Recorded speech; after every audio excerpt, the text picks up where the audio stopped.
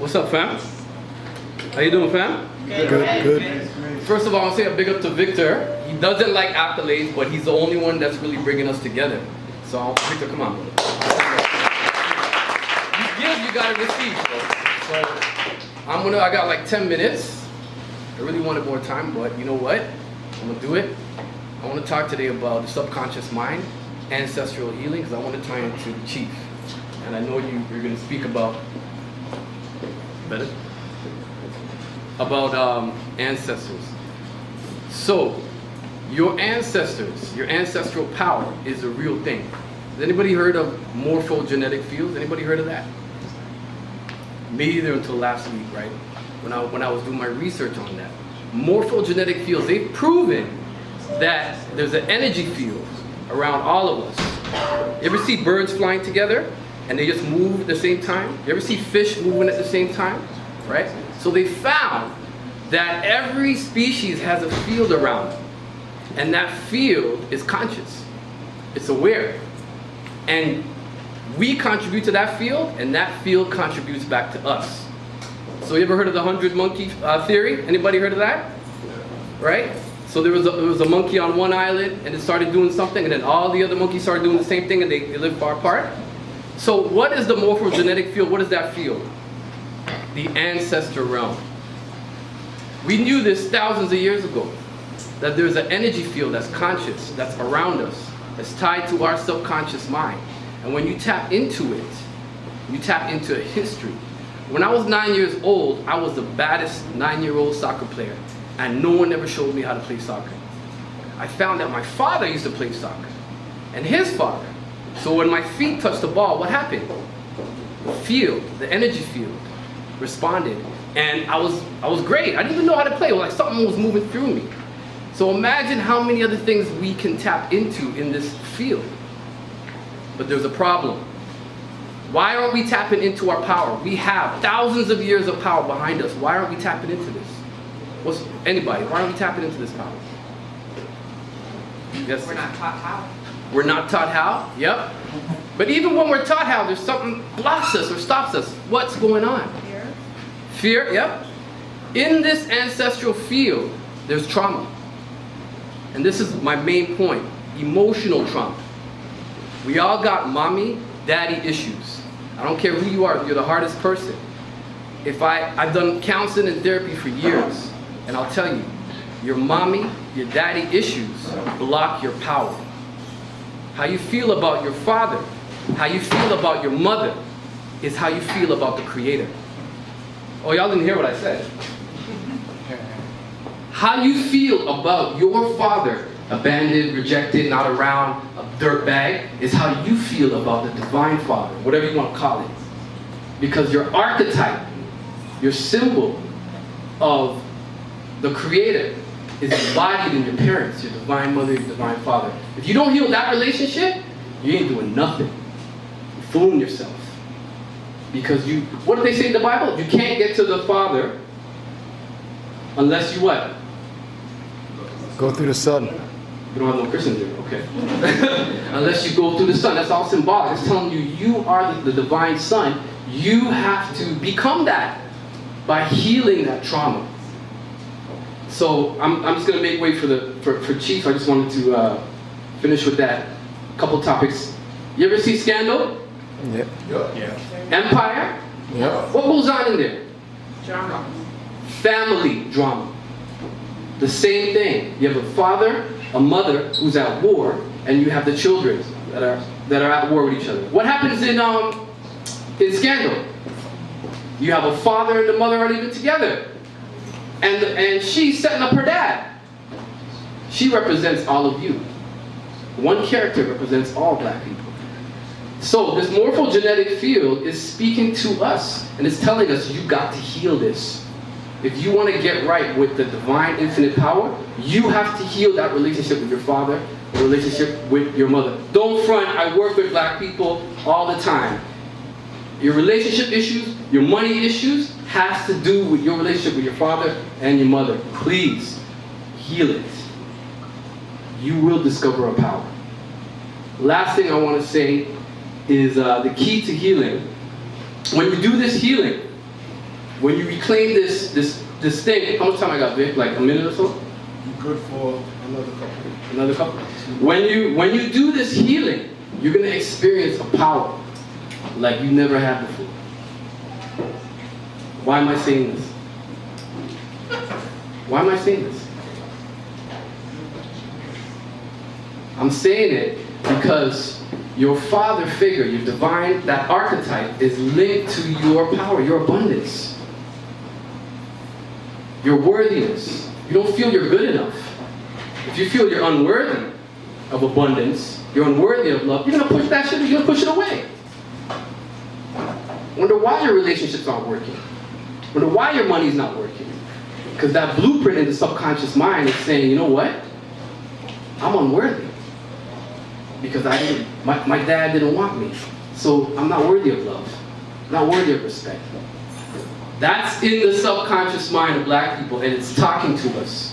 And that divine father energy has returned. Last year, what was the fashion statement? Beards, right? They called it what? The Hebrew beard, right? That was last year. Or I shaved mine off, so it's for me. It's done. No, but for real, the last thing I'm going to say, I know I'm layering a lot of concepts, but I know it's speaking to you on a level. The beard energy, that beard, that father figure is an archetype. It's an energy in the field, and it's speaking to us. Reclaim your father. Reclaim your mother. Heal the energies that happen in your family, and you will open up to power. Thank you. Information, and she bought me on 14 keys. And I read the entire book the same night. And sometimes, like, she'd be in the kitchen cooking and I'm hearing your voice, and I'm like, the brother has a very alpha quality about him. And then I seen her picture, I was like, yo, this brother looks like my uncle. So so I started to, get into classes, and brother, I'm just so inspired to have you here, to build with the family, and to edify us, and I'm just honored my good brother, man. So no further ado, my brother, Chief Yuya. Thank you, Chief.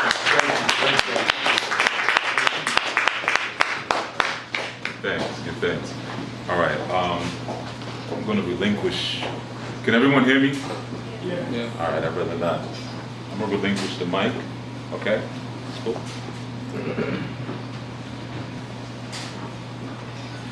All right, everyone. Of course, welcome, and thank you so very much. Thank you, everyone, for carving out this time to share with us all, right?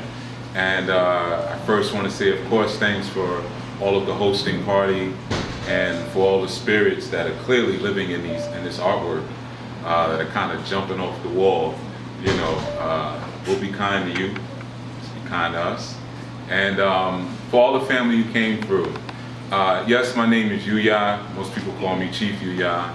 And normally when I do any type of sharing, I don't really begin with too much introduction about myself, because nowadays you can pretty much get most of that stuff digitally.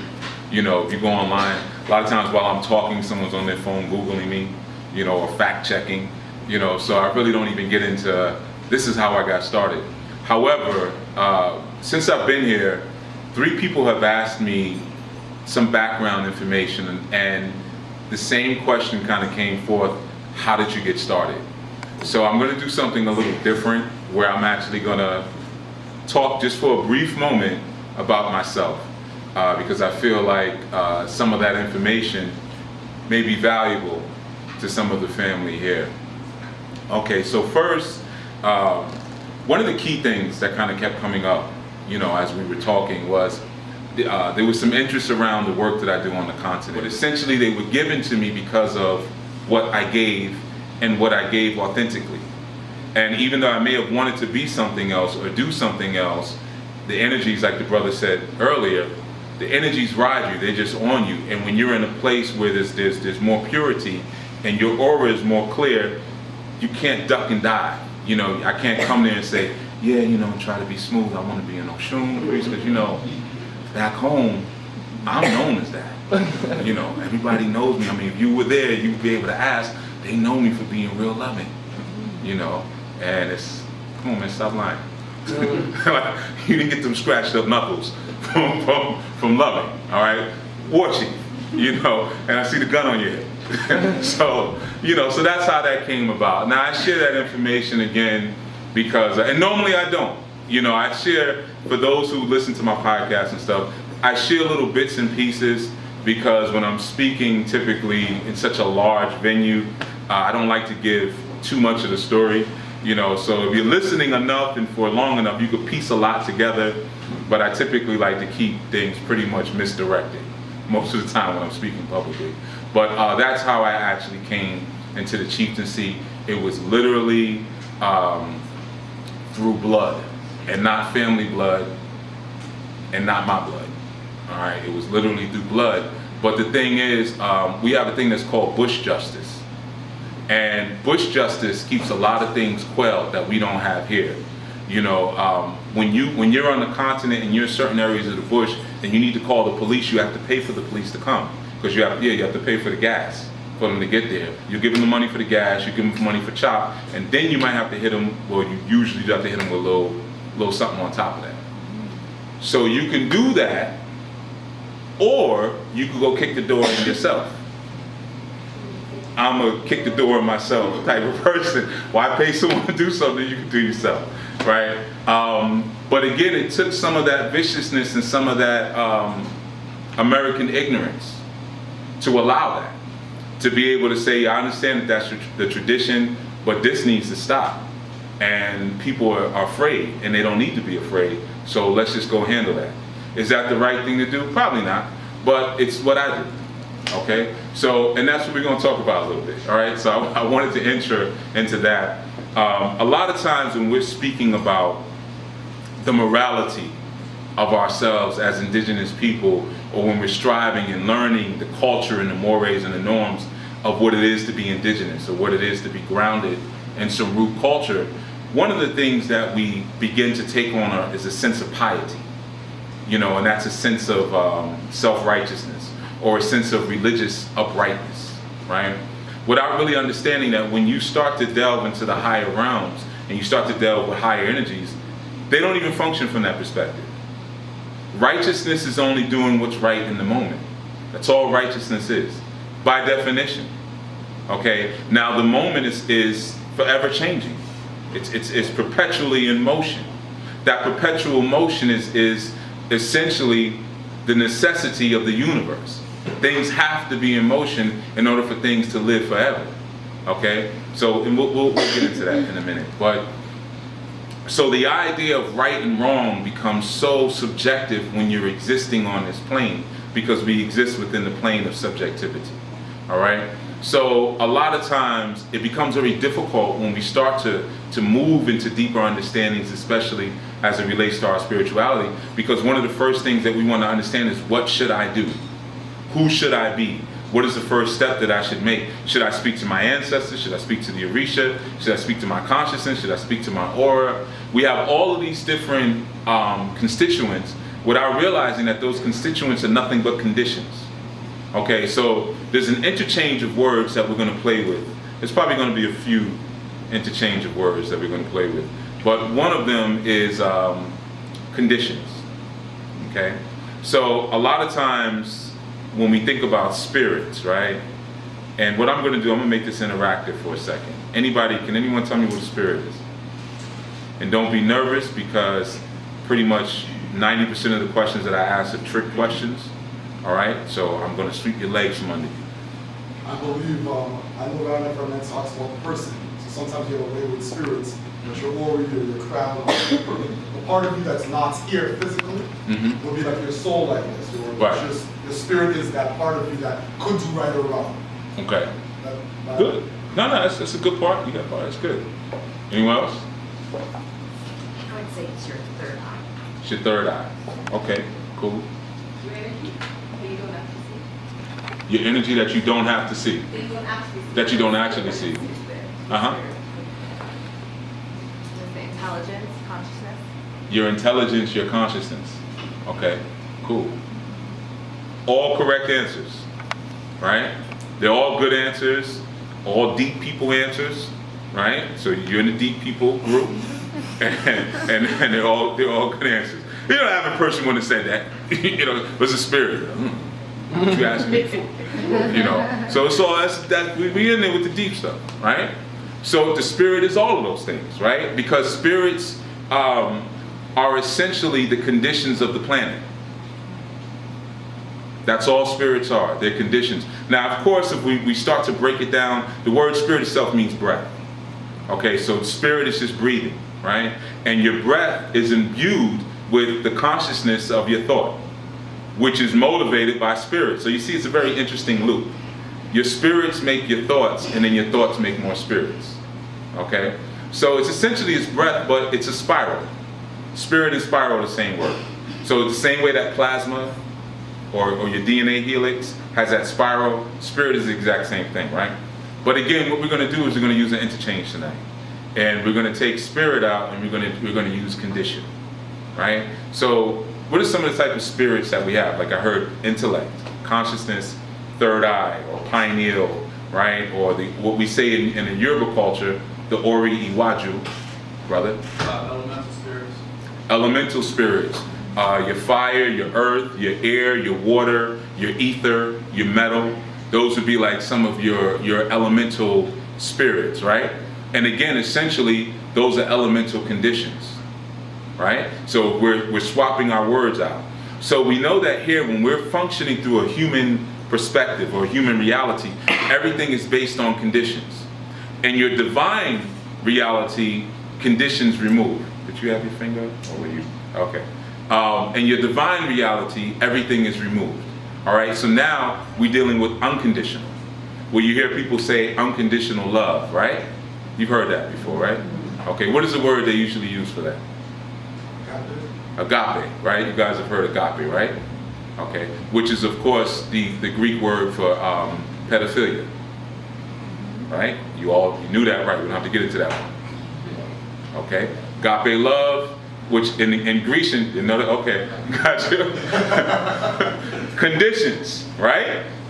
So we have a condition here. Sometimes we call it culture. There's a culture there, right? So what would you say, anyone here, what is the highest form of love that you say that one could experience? The love a mother has for her child. Mother has for a child. I know your hand didn't go up, but it kind of went up, so you're in it now. I was actually going to say parent to child. But for yourself, yeah. Okay, Self-love. love you have for yourself, self-love. Yeah. Sis. Yeah. So you say, yeah, but what is okay, unconditional love would be the highest one. We'll take it. I Sis? want to say understanding, the highest form of love is like love for all living beings and understanding that it's part of you. Okay. Like pantheism. Sacrifice. Sacrifice. Okay, cool. Now, yeah, brother. Love of service, like serving others. Okay, cool. Like unconditional service. All right. All of those answers are based on a culture, right? I may have a love. Matter of fact, it's a sister. Looks like her. It was you. Gave me the food. Looks just like her. No, it's just a kid. She's not here. So Okay. she'll be here tomorrow. Look like a sister in the back. Lentil loaf. I was loving the lentil loaf. Like yesterday, that was the most thing I loved. You know what I'm saying? I spoke to family on the phone like, yeah, I'm good. Yeah, landed. Everything's cool. Yeah, it's peace. Everything. Yeah. But this lentil loaf. Yeah, I'll catch y'all later. You know, that was my highest love that I experienced yesterday. Y'all laughing because you think I'm joking. I'm serious. All right. So it's conditional. Right? What we perceive as love is conditional. What we perceive as the highest love. So again, like brother said, you didn't know that in Grecian culture, that form of love was considered the highest form of love. Now, how do we know that? We just have to look at their mythology. We look at Ganymede, right? You know, who was Zeus's lover, and we look at the star that he was given and compare it to Zeus's wife. He was given a huge star. She was given a tiny star. So what does that say? I love my boy lover more than I love her. We look at the sign of Aquarius. Who's Aquarius? The water bearer, right? Go ahead, sis.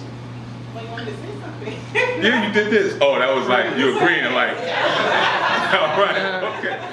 Hey, listen, I'm not from Canada. Y'all gotta, you know, on the signs and all that. So, because I know what you're doing. You're shouting out the neighborhood. So when you look at it from that sense, right? You look at Zeus and you look at and you say, okay, well, they have this archetype, Aquarius, who originally was Ptah. So originally it was him opening up his mouth. Ptah is where you get Jupiter, where you get Obatala, right? Or where you get the name Peter, or Patir, which where you get the word father. But it was the architect in Kemet, right? So you had Ganymede, who was pouring out the water, right? That's who that actually is when you see that written out. But the chalice that he was holding, that he was pouring out the water in, actually represented his orifice. Let's just make it real simple. Okay, so the idea here was that Zeus was saying he's so sweet that he had created a feast of the gods, and he said, I want you all to experience what I experienced. This young man's, yeah, I know, Brother Rob. I know. He's like, stop. I got it. So that's what the pouring out actually represents. But that's a cultural thing, right? Okay, so in that culture, that was the highest form, right? So inherently, there's nothing wrong with the word agape if you understand the contextual and cultural reference, right? So you may say unconditional love, it may be mother to child. You may say it, and it may be self-love, or it could be unconditional love, or it could be the love of understanding, or the pantheism, where, you know, that's really, we look at everything and we basically see the divine expression through all, right? Which came a little later in the development of certain folk, which we're going to get into in a second. So you have these different ideas here, and all they represent is really different, just conditional expressions, you see. And when you learn to navigate the different conditions, then you evolve and grow. But the first thing that you have to be able to do in order to navigate the conditions, you have to relinquish something, which we're going to get into for a second. Because in our conscious explorations and our conscious learning as, again, the deep people, one of the things that we focus on really heavily is how we got here. In particular, our creation story. And of course, there's many different creation stories, right? And even on the continent, from village to village, sometimes you have different creation stories, you see. So, and we're talking about 10-minute walk, and everything resets and starts again. This is how we got here, you see. So you start to understand that creation is an ongoing process. There's no static creation story.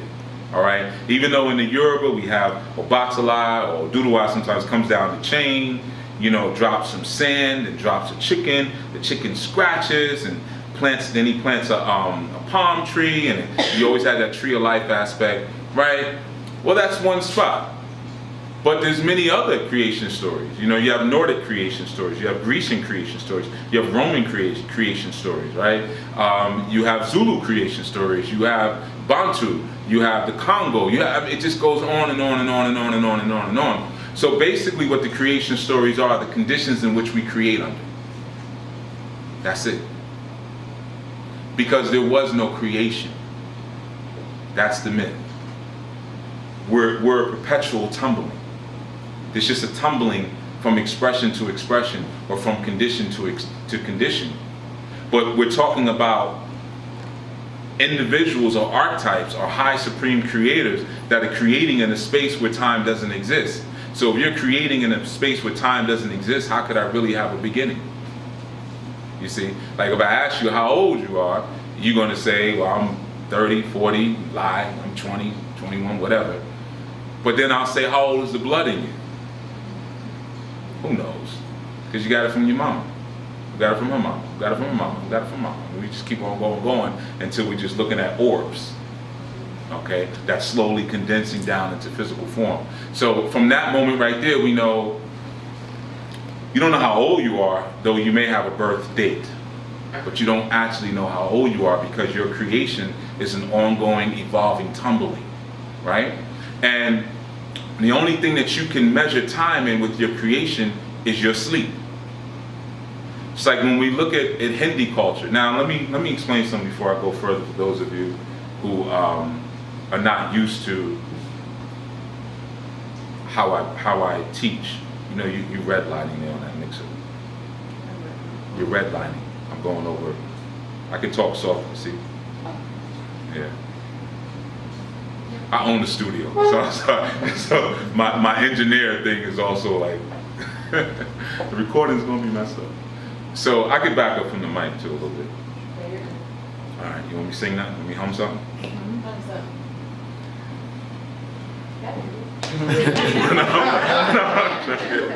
You got me. You see me. All right. Gotta have fun with it, right? Because emotions do what? What is emotions? Energy and motion. All right. So you gotta have fun with it because that's how you get the spirits moving. Me sitting up here breaking down a bunch of deep stuff, you walk away saying that brother was deep, but nothing happened. I became a chief not because I came there and bragged about who I was, but because I actually did something. You see, I got 10 square acres of land because I did something. That's enough to build another city because I did something.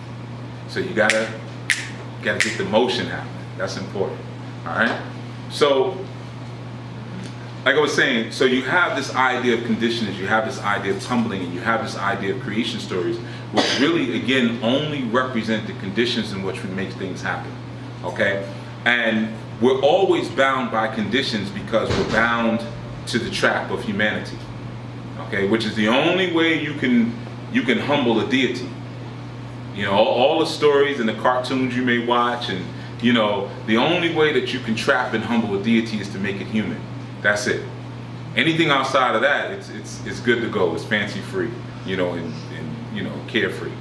So through our humanity, now we come into the world of conditions. So we look at them like Brother said, talked about elemental spirits, right? So each elemental spirit has a series of laws, a series of conditions that govern it, which we learn in order to learn to work with those elements. Like for instance, we have the element of fire, right? And fire has its own conditions, and one of the primary conditions of fire is that it's not changing for anyone. You can't change fire. You can't turn fire into something else. You can't make fire, you can't even make it move really the way you want it to move, you see? You can't tie it in a knot. It's similar to air, similar to water. You can't tie it in a knot, right? So once we start understanding the conditions of fire, then we can evolve through the gifts that fire gives us, right? Same way we have certain conditions of water. Water holds things. Water is a container. So that represents, again, more condition. We have conditions of earth, where earth, nothing happens until you do what? Until you touch the earth. Why? Because before that, you're just speaking spiritual stuff. See, we have that. We have a proliferation of that, unfortunately, within our conscious collectives. We talk a lot. A whole lot. That's why you see as I'm talking, I'm also asking questions. Because I'm not interested in standing up here being a talking head. I don't even take as many speaking engagements as I used to years ago, because I'm tired of talking. Keep real. I'm tired of talking. Okay, and ultimately, this is actually not my job. I'm playing the woman's role right now. All right. Sort of shocking. Yeah, this is the woman's role. You know, anybody have children? Okay, got like 5 people. Y'all better get to it, right? So one of the things with children is that, and men, you can attest to this, up until a certain age, they really don't care anything about you. Now, I know that sounds harsh, but it is what it is. Yeah, you know, it's all about mommy. And even in terms of the interaction, I mean, I have youth, and I remember young ages trying to teach them things. This is your mouth, this is your nose, and it's just, you know, pushing my face away. That bad, like, no, pass me to mommy, let me get some of that milk, right? So you start to recognize after a while that she gives the nourishment, she gives the instruction, right? So I'm playing the woman's role right now. This is not really what I'm supposed to be doing. I'm supposed to be out there handling other kind of missions that increase my chieftaincy, because that's what I was built for. You see? It was all the time clapping. So the thing is, when you're in a war, or when you're fighting a spiritual revolution, you do what you got to do. You know, sometimes you might have to bend your role a little bit. You know, sometimes you have to do things you don't feel like doing. Sometimes you have to talk when that person doesn't like talking that much, because you do what needs to be done, not what you feel like doing, because it's not navigated and pushed through your feelings, okay? Which is different than your emotions, okay? Because right now I'm giving you emotion, but I'm not giving you feeling, okay? So you start to understand that after a while, and again, going back to our conditions of creation, if we look at, for instance, the Yoruba story or even the Kemetic story, we begin to see that many elements exist. We talk about elemental conditions. Even if we look at our biblical stories, right? We always seem to have that element of water and that element of air in the very beginning, right? And air and water, they have different conditions when they combine with each other. And typically it's the condition of agitation. Water's by itself, it's chilling, it's fine, doesn't need anything. Air comes along, disrupts everything, gets it moving, right? She's at her locker, she just wants to go to class, right? She's got a little skirt on, she's looking cute, and here you come leaning against the locker, kicking all of your willy bobo, right? Agitating her. But the more you agitate her, the more she changes. And then after a while, she's like, the bell's getting ready to ring, he's not at my locker, where's he at? He normally comes here every day. You know, she's changed now. Kashif said, love changes. You know, so she begins to become a different thing through the agitation. So you start to see how creation and how things evolve is through the combining of conditions. You know, and agitation is just one of them. So I don't want you to think it's all agitation. But that water element is always your combiner. We talked about Oshun earlier, right? And has anyone here ever heard of Oshun? Okay, I heard it, absolutely. That was, okay. All right, lustful. You're all very lustful. That's the problem in Canada, is too much lust. All right? Because let me call some other deities. Anybody ever heard of Olusa? See? Olusa rules over the swamps. Y'all ain't interested in that though, right? We're gonna talk about Oshun some more, right? That's what you want, right? Yeah. Maybe a little Shango in there? You want some Shango and Oshun? There we go. Yeah. You're all very lustful. So what I was saying before y'all started talking about other stuff. No, but you know, so you have that combiner element, which is one of the key aspects of alchemy, the ability to combine something. We usually begin that with water, right? But as we were speaking about the different elements, like I said, with earth, we have this aspect or this process of touching the ground, right? Because until something touches the ground, you ain't saying nothing, right? So in our tradition, in our Yoruba tradition, we have this ceremony that we call the Esentaye, okay? Esentaye. Ese, E-S-E means foot or leg, okay? Aye means the earth's crust. Now, Earth's crust is different than Onile, O-N-I-L-E, which means the entire Earth. Okay? So the moment, the Esentaye is basically the naming ceremony for the child. It's welcoming to the Earth. And there's certain things, as I'm a Babalawo. Babalawo is a form of a priest, right? And basically some of the ceremonies that we do to bring that child through, we bring them down to the earth in a certain way, which confirms their divine nia, or their divine purpose. Now what that does is, it just saves everybody a lot of time and headache, you see. So when the child comes down and you say, okay, this child is born out of this condition, out of this family. So let's say, because you want to talk about Shango, because you like all that electric down in the sacral chakra. So we say the child is born from Shango. So we're not going to waste the child's time with doing duties that may be assigned to maybe a road keeper like Eshui Legba, right? Who's dealing with the road, or who's dealing with the holding of power, because the Shango doesn't have any power. It has none. Now, well, how do I get my child to have some power? Well, you got to have an Oya. Oya has the power, but she's wild. She's wild. She's a little nasty too, the way she talks. You know, she got a fresh mouth. You know, and she usually is into some form of martial arts. So let me warn you now. So make sure your boy understands game.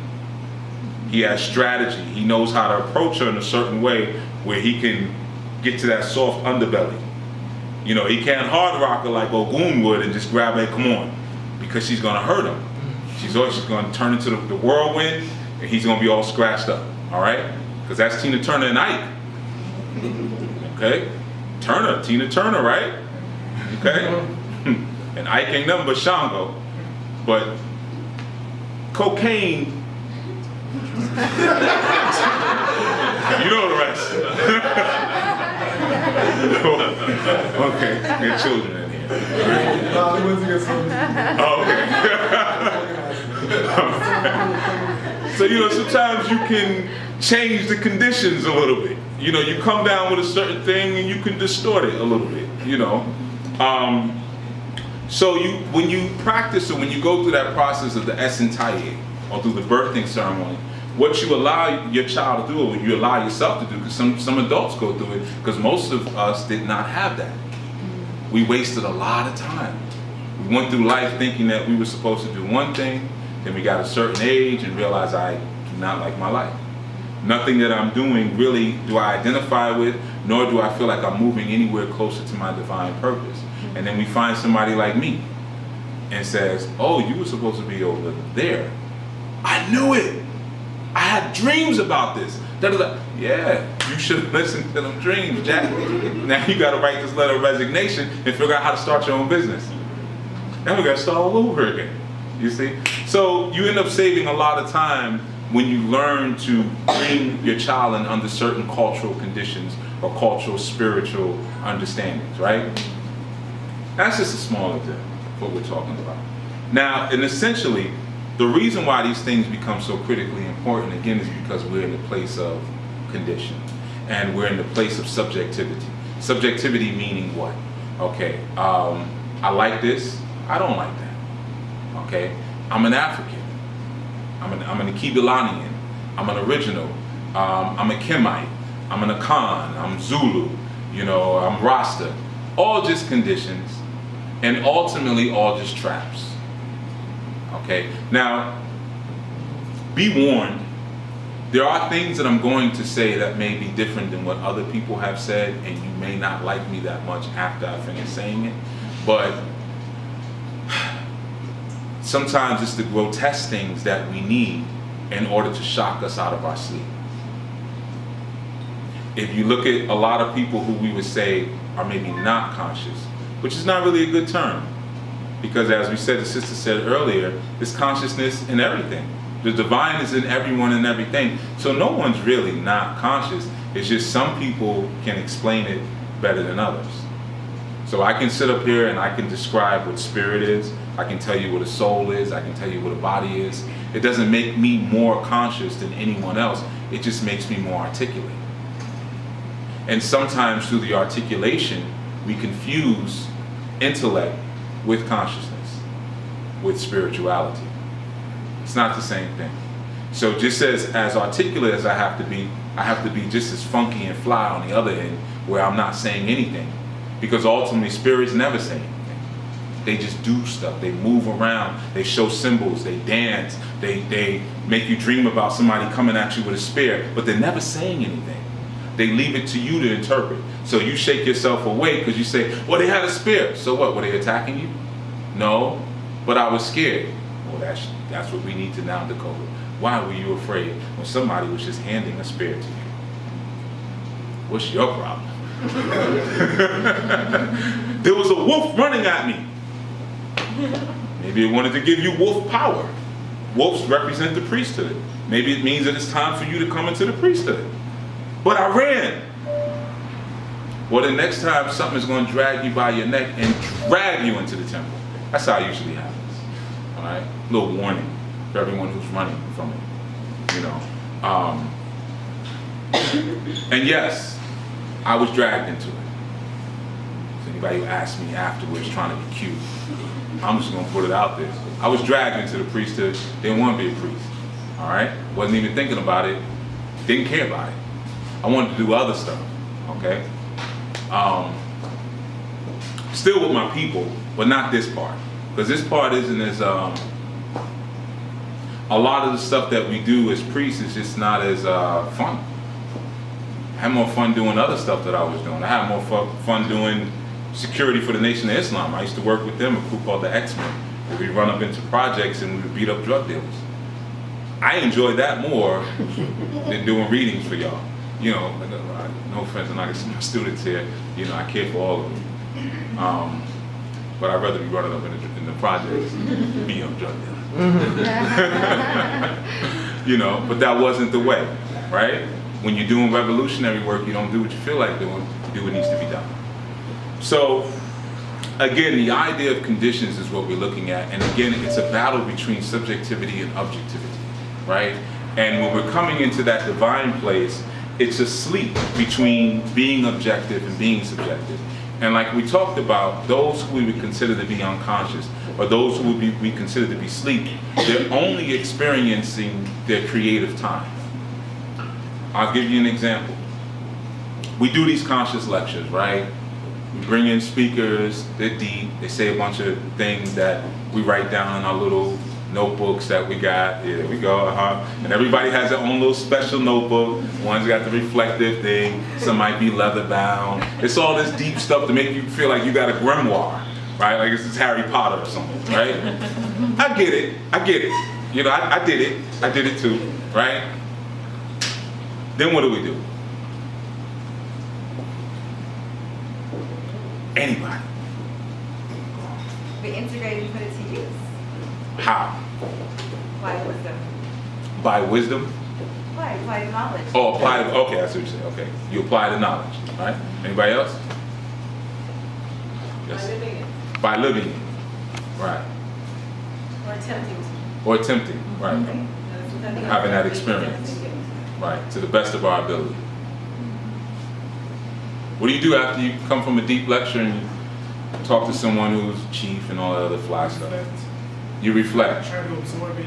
Go dancing. Go dancing. Okay. Sharing. Why? Sharing and sharing. I enjoy dancing. Okay. Okay, brother. Research it further. Research it further.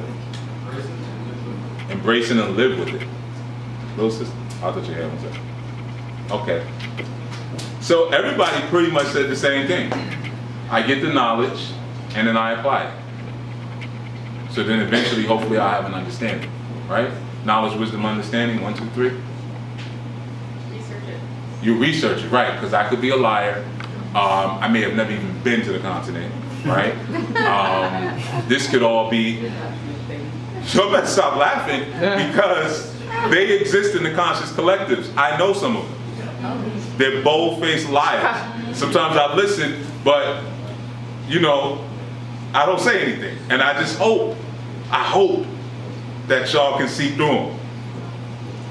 95% of the time, you don't. What am I gonna do? Right? I just wait. I wait around. So keep laughing if you want. I could be lying about everything I just said. How can you prove it? Yeah, I said some deep things and all that, but how you know I just have a conversation with a deep person last week and I'm stealing all that stuff? What did you know about a Chief Yuya before yesterday? What kind of name is that? It's not even one of those nice long, you know what I mean? It's not, there's no accent marks in my name, none of that. I ain't got no hyphens really. Right? Could have been something I saw like, Yuya sounds like a company. Right? Or license plate. So research it. Good answer, sis. I advise that. Research it. But here's the thing. The sleep, unconscious folks, when they're in their creative time, like in the Hindis, we called it the sleep of Brahman, right? So when like Brahma or Brahman really would go to sleep, it was that time when another energy would emerge. So there was never really a full sleep, right? And that energy that would emerge was the energy of creativity. You see? So the truth is, what do? We go to lectures, we listen to stuff, it's real deep, we try to apply it to our lives. Look at the ages of the people in the room. Where's all the young people? How old are you? 23. Yeah. Oh. Young people. I mean, you go to your high school, some of the teachers ain't there no more. Yeah, you're right. I mean, where they at? You have to be here. You ain't have no choice. You ain't gonna get me with that. I ain't one of them type of like, yeah, baby, that's so nice. Are young people out? I'm not one of them. You have to come. All right? So, we're glad you're here, though, sweetheart. We are. But you ain't have no choice. See, it's the unconscious people outside right now that are coming up with new creative ways to bring this information to the light once they wake up. When you're awake, you're not creating because your path of creating has already been set for you. That's why you're here. Like before you have a child, I'll give you an example. You have infinite possibilities. Oh, it could be a boy, it could be a girl. It could be some new thing that we haven't seen yet, you know, but it could be anything. You have infinite possibilities, but the moment you make contact and the water is truly agitated, now your infinite possibilities are done and you're just waiting and hoping everything turns out all right. But now one path of creation has been laid in front of you. No more choices, you see? But when you're asleep, when you're in the dark, which is really that feminine space, which is the crazy space. Feminine space is crazy space. It's chaotic, it's crazy. There's no order. Yeah, you know it, right? Say it out loud. Don't just laugh, like say yes. You know what I'm saying? Try to leave me out. I know what I'm talking about. Crazy. Straight bonkers. Right? That's the feminine space, but in that feminine space of craziness, which I like to call jazz, right? Which is an African word. It means to have fun. And that crazy space of jazz is where all the creativity happens. So now when something comes to light now, it has a new way to apply and to live. See, we're trying to apply and live what we're learning because we only know one way to do it. It's the folks out there who are doing all the crazy stuff because they're asleep that will teach us new ways to bring this to the masses and bring new groups in before it ages out. You see? So again, you have the interplay between objectivity and subjectivity. Those of us who are in the way, and when I say in the way, in this truth, we've already locked ourselves into forms of subjectivity. If I were to say tomorrow or right now, let's go do something that we would consider debaucherous, or something that we would consider unrighteous, most of you publicly would say no. I mean, you might tell me afterwards, like, yeah, because I'm really kind of foul. But I didn't want anybody to know that. So let's go there. Let's go to the abyss. You know, some of you might do that, but most of you would say no because now that I am this, now that I'm living this way, there's a certain way that I have to present myself. You've locked yourself in. And we are the light holders. And it is those who are asleep who are coming up with new ways on the subconscious level to evolve whatever it is that we're doing. Because we're not going to evolve it. That's why there's no young people here. I know that's a rough commentary. And you may even feel like, that's not true because, again, I'm 23, right? Yeah. You know? But how many 23-year-olds do we have in here? 23 and younger. Not the people who was forced to be here. All right, you don't count. See what I mean? So one of the important things that we have to extract and extrapolate from the people who stand in front of us and speak is life. How do we continue to inject life into the movements that we're a part of? How do we continue to tumble this thing and to evolve it to where it needs to be? You see, a lot of times when I'm doing work, especially with young people, sometimes I have some of the elders or, you know, and when I say elders, I'm saying diasporic elders, because in the diaspora, you're really an elder like at 35. Because, yeah. Well, it's because of the onslaught of crazy. If you can maintain your consciousness and your wherewithal up into 30, 35, you're like a ninja. Basically. I call it the elite. You know, that to me, that's the elite. When I see those elders and, you know, they come into lectures, yeah, you know, young man, you doing, you know, old women, you're elite, Nana. Like, that's the elite force. You know, so if you're able to maintain your sense up until that point with all that we're bombarded with, you know, the squareness of this room, right? The square windows. We looking out to the world through squares. But we looked out to the world through something that was more shaped like this. Right? What in nature is shaped like that? It's not even the strongest shape. So why use that? Keep you crazy. It's real easy. It ain't too complicated. Right? Keep you crazy. Keep them going through squares. As long as you go through the squares, you align your molecules to the square. So when somebody says, you gotta think out the box. I didn't know there was a box. There isn't a box. You made the box and now you tell me I gotta think out of it. So now you've already created the counter condition. So you've made the counter condition real when the truth it was never there anyway. Because of that silly little phrase, think outside the box. Right? So when we start to experience some of the information or interact with people who are like me and who are teaching things like me, one of the things that, again, we want to extract from the experience is, what do we do next? How do we take this to the next space? It's cool to have the notes and to go home and then to be deep around everybody you know and go in the barbershop and say boom, boom, boom, boom, boom, or be able to sit around your family when they're eating something, say, you know why you shouldn't really be eating that? Because da-da-da-da-da. That's cool. That's cool. But if you want it to live, you're going to have to be willing to introduce some chaos to it. And a lot of times that means in your conscious work and in your conscious evolution, you got to stop. Sometimes you got to go unconscious for a little while.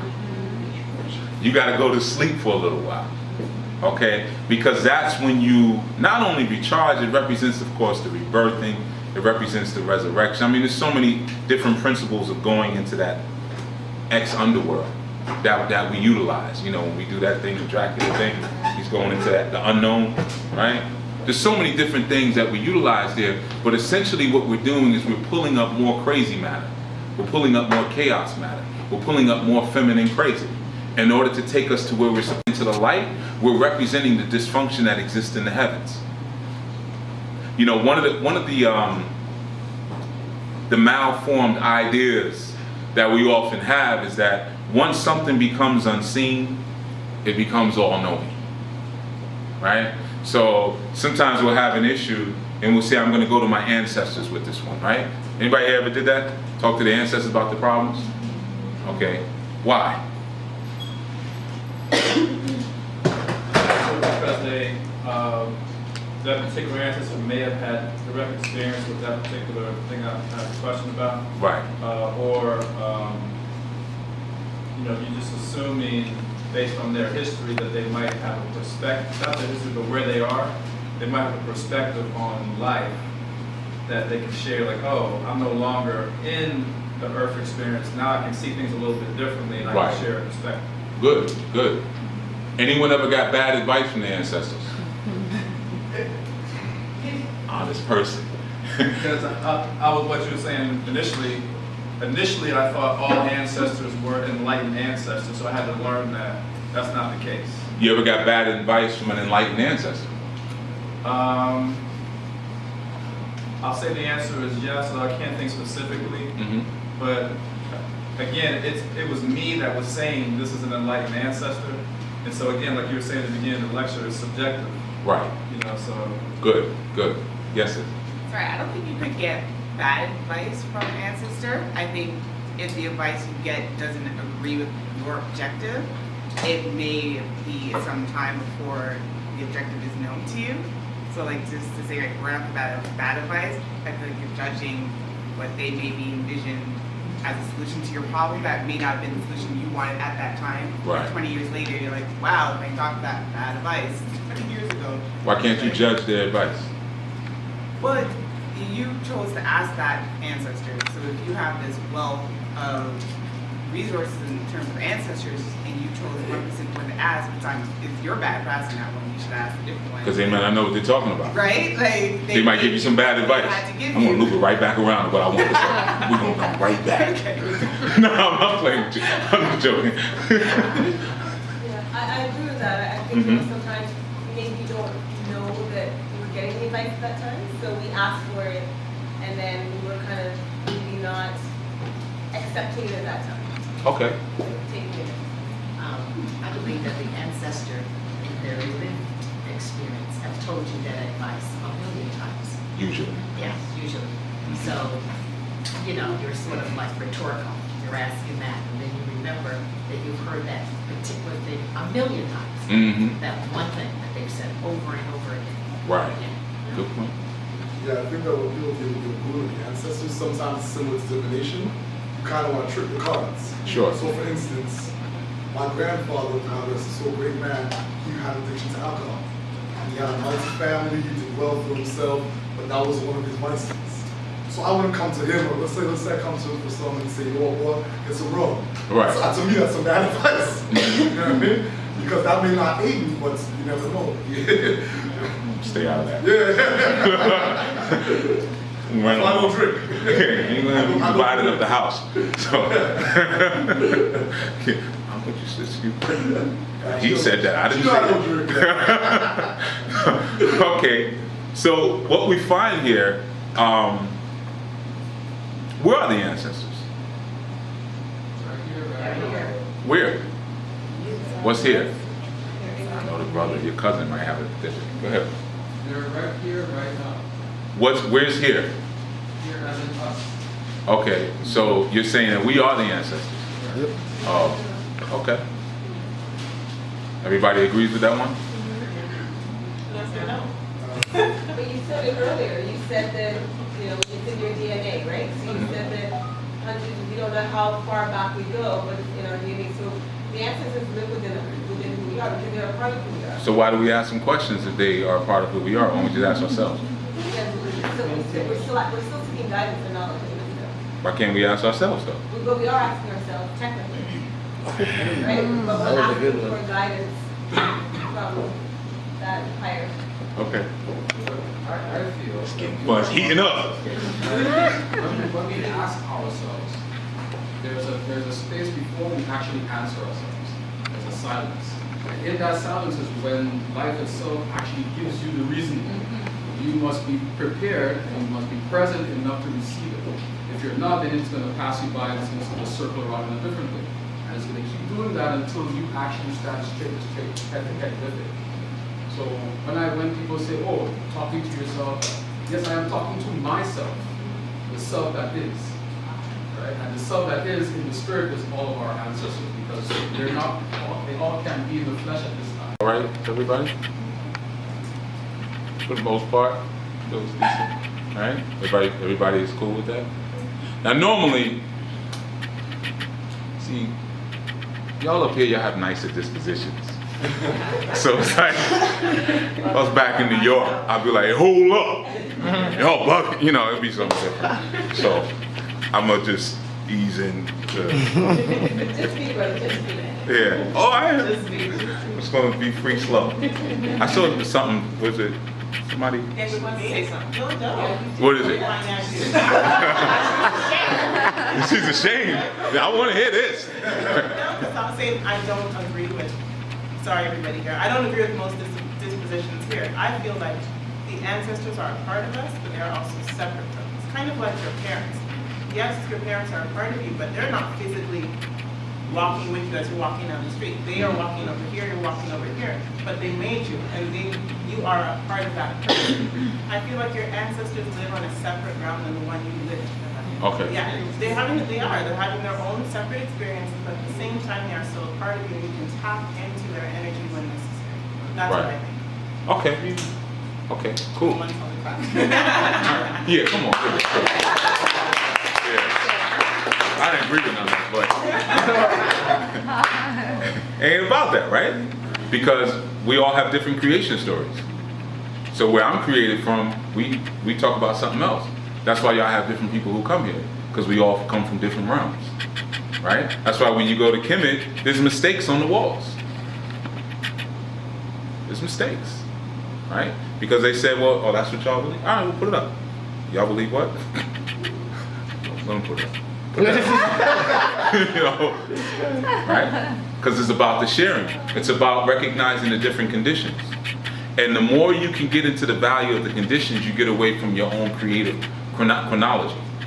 See, we get stuck a lot of times in the creative story. You know, how do we get here? Where do we come from? How do we get here? You're here. Deal with this while you're here. You'll get that later.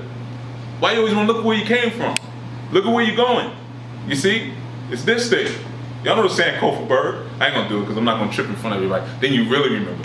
Right? So, you know, but we're looking backwards, going forward, but we're going forward, right? So we all have a different creation perspective. Now, a lot of times, sometimes when we come into our consciousness and we come into a different measure of understanding, we come into a different knowing, a lot of times we bring some of our old isms over without realizing it. You know, we think we liberate ourselves from, honestly, our religiousness, our churchical mentality. You see, and one of the things that is inherent in the churchical mentality is going outside. There has to be something outside. There has to be something greater. They're here to make me lose things, to make a wheel break on my wagon. They're here to do all these different things to make my life miserable. Even the deities that I see above them are really only toying with me. So at that time, there's a fear of the unknown. There's a fear of what we cannot see, because that world exists only to bother us. That's extreme narcissism, you see? And some of us still have that today. When we think about the spirit world, those who we may not say are, you know, dealing with a higher elevation of consciousness, may say, man, don't mess with that. Don't mess with that. Man, you mess with that, something gonna jump on you. Because it has nothing else better to do but to jump on you in your boring life. It could roam, I mean, it could be anywhere, but it wants to lose your car keys. It has nothing else better to do than that. You see the cultural conditioning. And then we come out of that and we develop, as time goes, the systems known as pantheism, where we look at pan just means across. We look at everything and see a deity in everything. We see a beauty in everything. The way the tree is shaped, the way the lakes come forth, the way the oceans come forth, the way the air is flowing, everything is an expression of that divine tumbling, right? Of that objective tumbling expressing itself through subjective means, right? So then now when we take that and we move forward and we come now into a higher form of elevation, a higher form of thinking, or even what we like to call African thought, right? We still have this idea that that world is here primarily to service me, and it loves me. My ancestors love me. And like the brother said, which is accurate, they have a different perspective. You know, primarily because they don't have bodies, right? But let's look at some of the root ideas that we were birthed out of. One of the root ideas when you go to the content, like I said, I've hit the 5 points many times, looking for commonalities, because I've built my own spiritual system on those commonalities, right? One common thing I always find is that our origins are not on the planet.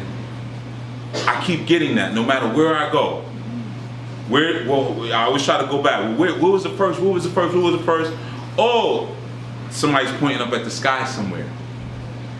I'll show you tonight. I've gotten that one before. Oh, Baba, yeah, tonight. I will show you tonight. I will show you tonight where we come from. Tonight. You see that star right there? See? But then if I look at Grecian culture, or even Roman culture, I got Valhalla. I have Mount Olympus. It's on the planet. And I can get there, I just have to climb. But I can get there, right? But I start to understand that as we go through our life, as we go through our journey, our chief and primary objective is not to get stuck here, but to go back home, right? Like Grandma used to say, this place ain't my home. One of these days, I'll be back home, my Lord. She kind of knew like, I'm in it, but I'm not of it, right? So if you're able to connect and contact with that ancestor, it means that they got stuck.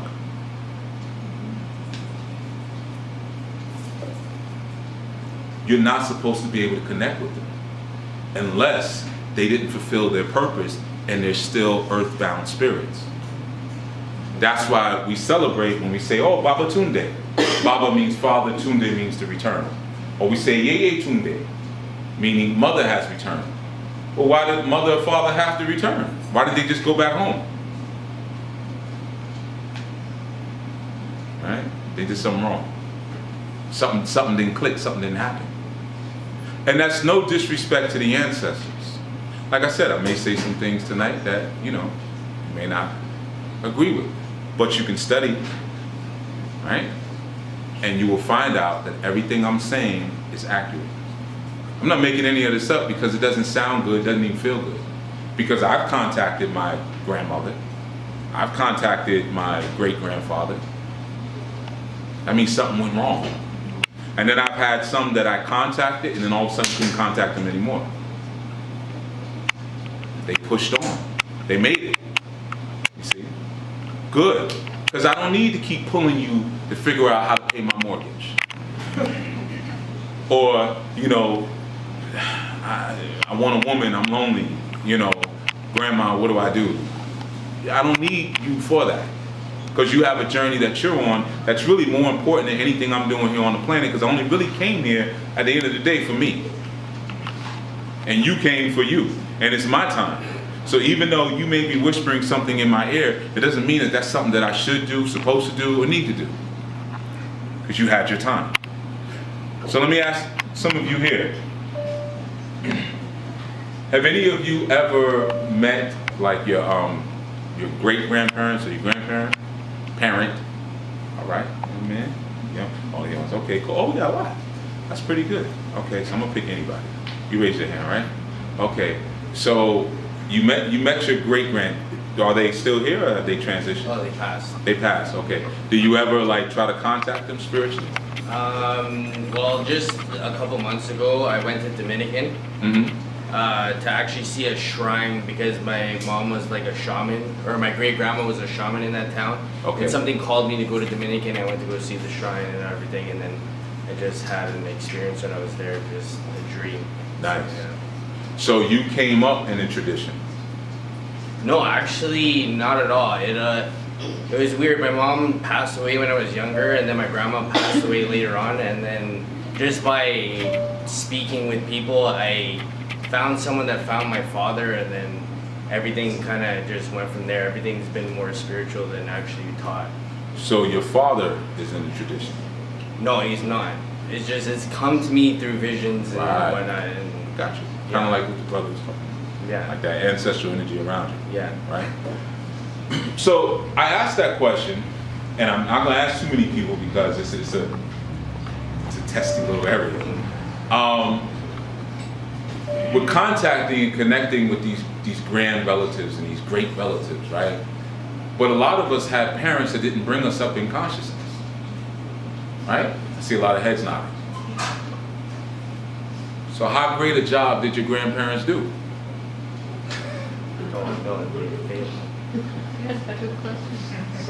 What's the exit? There's another exit back here. I was gonna say most grandparents, they were ashamed of, those spiritual practices that they actually practiced that were from the continent, and so they try to suppress the magic and the ancestral and that kind of stuff. So, like my mom never really learned that. She observed that from my grandmother, but never really learned that. Right. You know what I'm saying? And so, yeah, from that standpoint, it's like the shame of your culture. It's also sometimes like for safety reasons. I remember like my great grandmother wouldn't teach because she was concerned about, racism and that concept. If they see you acting in your cultural ways, that could be dangerous for you as a child. Sure. There's that aspect, but then there's also the aspect where I'm going to teach you this, son, and this stays in the house. And one day we will be able to live this out. There's some people who are initiated in a Orisha tradition who have elekes. You guys ever heard the word elekes? A lot of people. Okay, good. So elekes just means sacred beads of the house. That's it. You're not even really supposed to wear them. That's an American thing, or really a diasporic thing. That's a whole nother concept, right? But we wear them, and just if you see somebody with elekes wearing them, don't say anything, right? And don't mention my name, because I'm gonna lie. I'm gonna stick to my lie. I didn't tell them that. All right? So they misconstrued what I said. So, but when you go back home, you don't really see people walking around with elekes because they're the beads of the house. You might go to someone's house and see a bowl, with beads in them. Those are the ile, house, kes, or ekes, beads, the house beads. Here we wear them around our neck, okay? Or sometimes we wear ides on our wrist, okay? It is what it is. We do different stuff here. It's, you know. So, but ultimately, what you see, and the point that I'm getting at is when we start speaking about the primacy of the ancestors a lot of times, sometimes we don't take into account that, you know, if that line was held and if that wisdom was really there, then we would be different people today. Many of us stumbled into consciousness. And like the brother said, you know, there was a fear there. But there was also a latent fear still coming from the Spanish Inquisition, where, you know, I can't do anything. I have to say I'm a Christian, just off the bat. Whatever you ask me, you know, if it's something that I feel like is gonna bring me to another place, hey, let's do some yoga. I ain't in all that, man. I'm a Christian.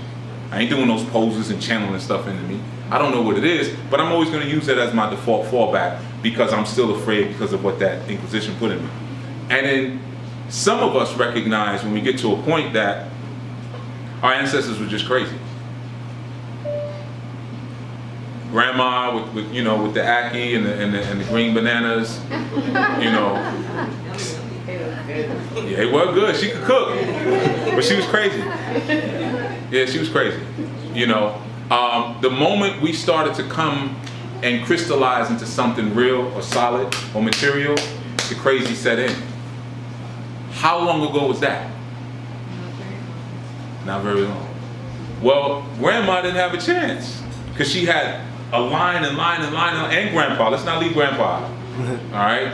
But lines and lines and lines of collective crazy over millions of years. See, a lot of times we look at our ancestors, even when we look at our ancient work, and we say, see, that's what we need to be doing. That's not what we need to be doing because what they were doing was wrong. Because it was still held to conditions. They were in the place of conditions. And in order for them to rise back to a place of objectivity where there's no conditions, they had to completely, y'all are too loud in the back. Victor's children. Bring it down, whisper. All right? And don't tell jokes that's so funny because y'all getting amped up too loud. All right. So, like, that man came over here and going to yell at me. He don't know us. They're all our children, right? You know. So, in order for us to rise back up to that place of objectivity, where we're not looking at this or duality, it's got to be this, got to be that, we have to completely ferment down into nothing, into total rot. So from the moment that we started to crystallize into something real, we were rotting. Right now you're rotting. This is a process of rotting. So we have to be real careful sometimes when we say we're tapping into the wisdom of the ancestors, because the wisdom of the ancestors is still lunacy. I know, because I see I got like one or two, and I got a bunch of. It's all right. Like the sister said, research, think about it. Or we can think about it right now. Let's make it easy. We know that, you know, just through carbon dating, which isn't accurate. So we're gonna round up a little bit. But we've been here for millions of years. Let's round up though. Let's just say thousands. Can we agree on that? Because we know the Sphinx is, well, the Nebu has been here for like 11,000 years. So that one's easy because they had water lines on that. There was water in that sand at some point, right? Now, before I do something like this, right? What do I have to do first? Think about it. Thank you. Okay. So that means before there's a material reality, there's a thought realm where things exist first, right? So let's just say we was here a couple thousand years, right? We'll just say that. We know it's longer, but just for the sake of the conversation. Is it possible that we were here in thought prior to that? Okay. So then that goes back, let's say, 20,000 years, right? No, obviously we're talking about billions of years, but you know what I'm saying. So we existed in thought, but what creates a thought? I'm hearing it, but y'all are so scared, sweetheart. You said it. Spirit. So a spirit creates a thought, right? What motivates a spirit into being? Soul. akasha, ether, total objectivity. Because spirits are subjective, right? What does Oshun do? Bring things together. Ogun does, analyze things, right? Ogun can't turn around tomorrow and be Oshun. He has a subjective conditional lane that he has to stay in. So there was something that existed before that didn't have lanes. It just, somebody said earlier, it just is. It just is. It just was. It just be, right? But just being, just is, just was is boring. I could just stand up here and just spit straight information. I can sound like an encyclopedia, right? And by now, most of you be asleep, right? It's deep, it's deep. I recorded it on my phone, but I couldn't, you know, boring, you know? So I pull characters, a little Shango, you know, a little Eshu, I'll be a trickster and, you know, play with them a little bit, this, that, and the third, right? So I'm pulling these different consciousness. You know, like the bracelet, what would Jesus do? Right? Because what I would do is not with that, so let me be that character for about 5 minutes.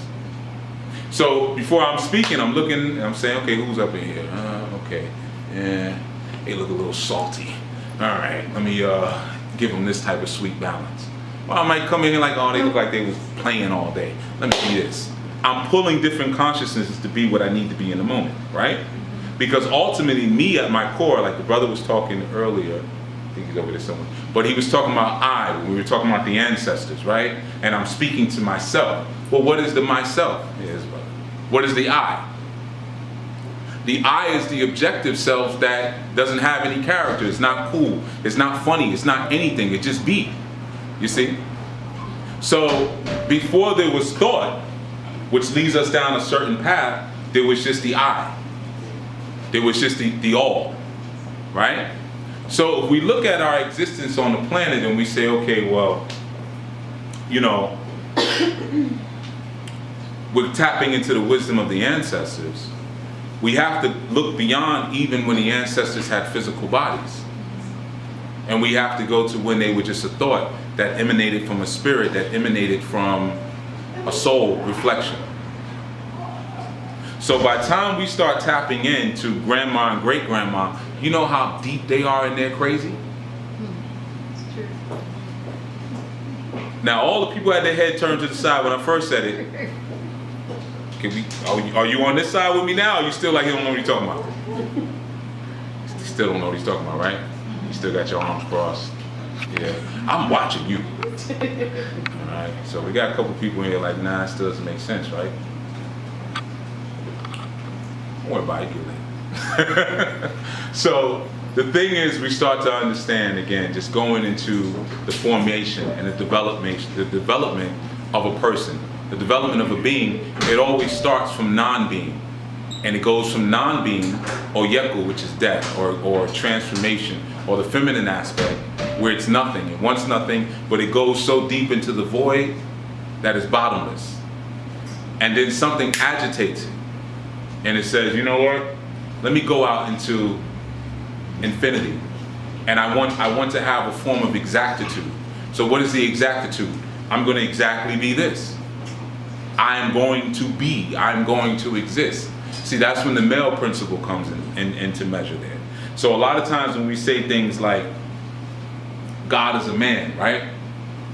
We rail against that, of course, God being a man, right? I mean, in the room? No.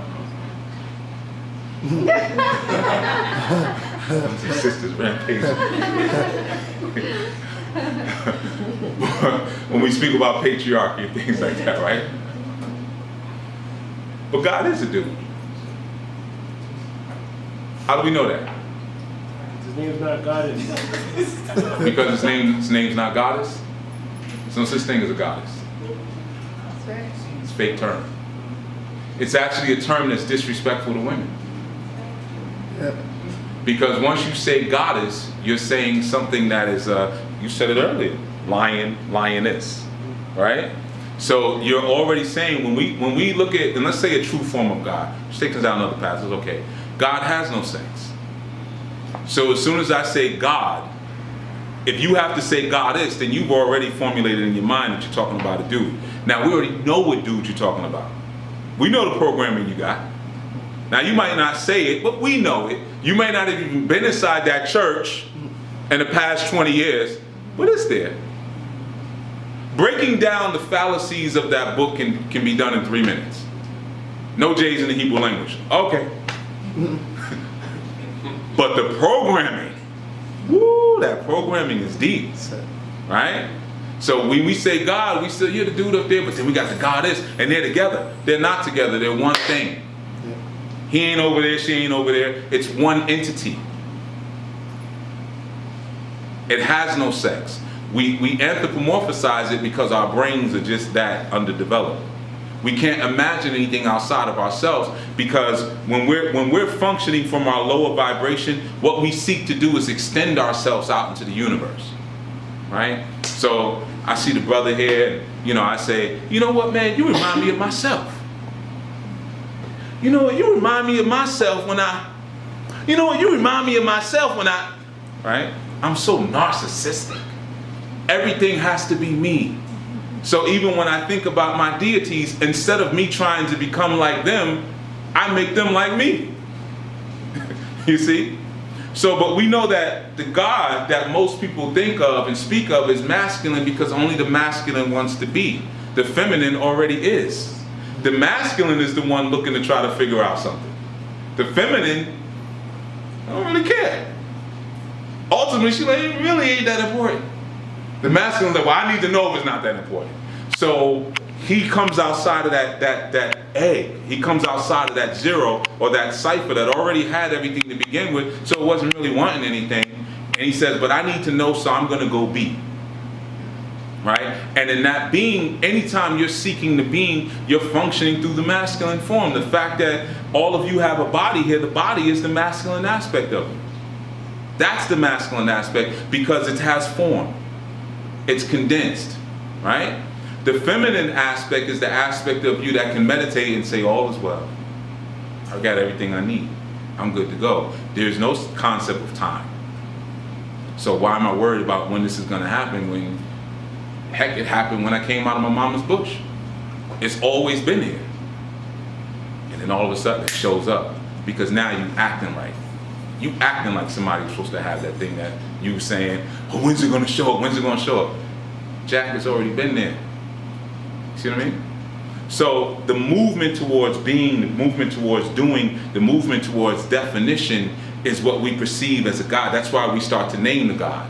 Well, that's Jehovah. That's Jehovah Rapha. That's Elah. That's Olodumare, right? But the only way to control something is to name it. So once you name your deity, it's no longer your deity. I don't care what you try to, we do the slick things. Well, I'm talking about the universe. Come on, man, I know what you're talking about. We try all these little slick ways to hold on to our religiosity. Well, I'm talking about Akasha. And then we use our traditional names, right? Like I said, Olodumare, Oduduwa, Orumila, Sekhmet. We have all these different things, but once you're naming it, it's no longer over you. What exists over you, you can't name. It's like when we deal with the Kabbalah, we have Ketha, the crown. Can't see the crown. Can't name the crown. But then we have Ein Sof, where you get the word sulfur and soul. That, no one even knows what the heck that is. Can't name it. We use those terms only as a descriptor, but not as a definer. You see? So that place of undefinition is the feminine place.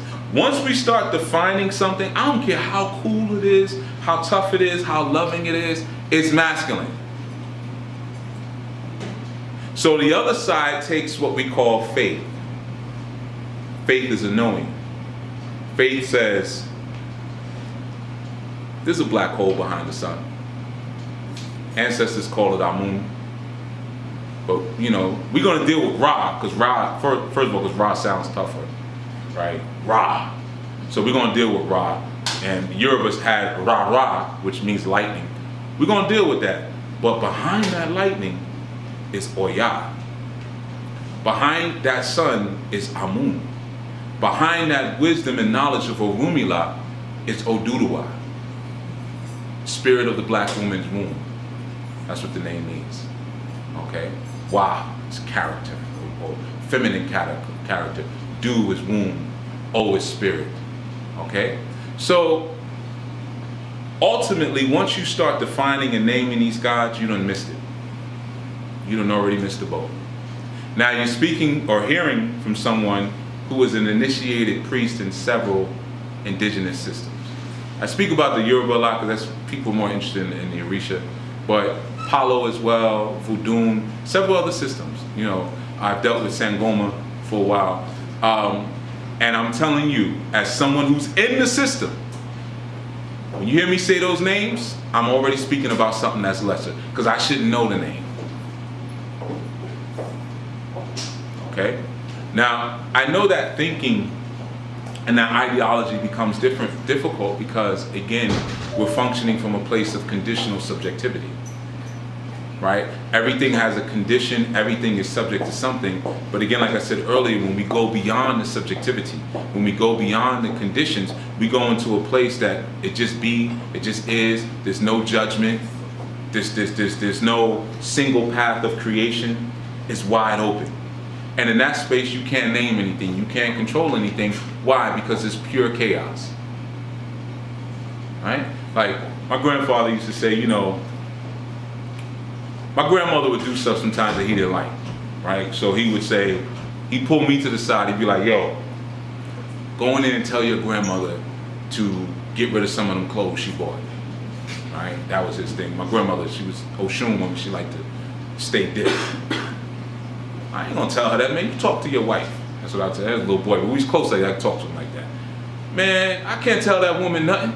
You know, a woman gonna do whatever she wanna do. I understood it later, you know, when I had to have those conversations.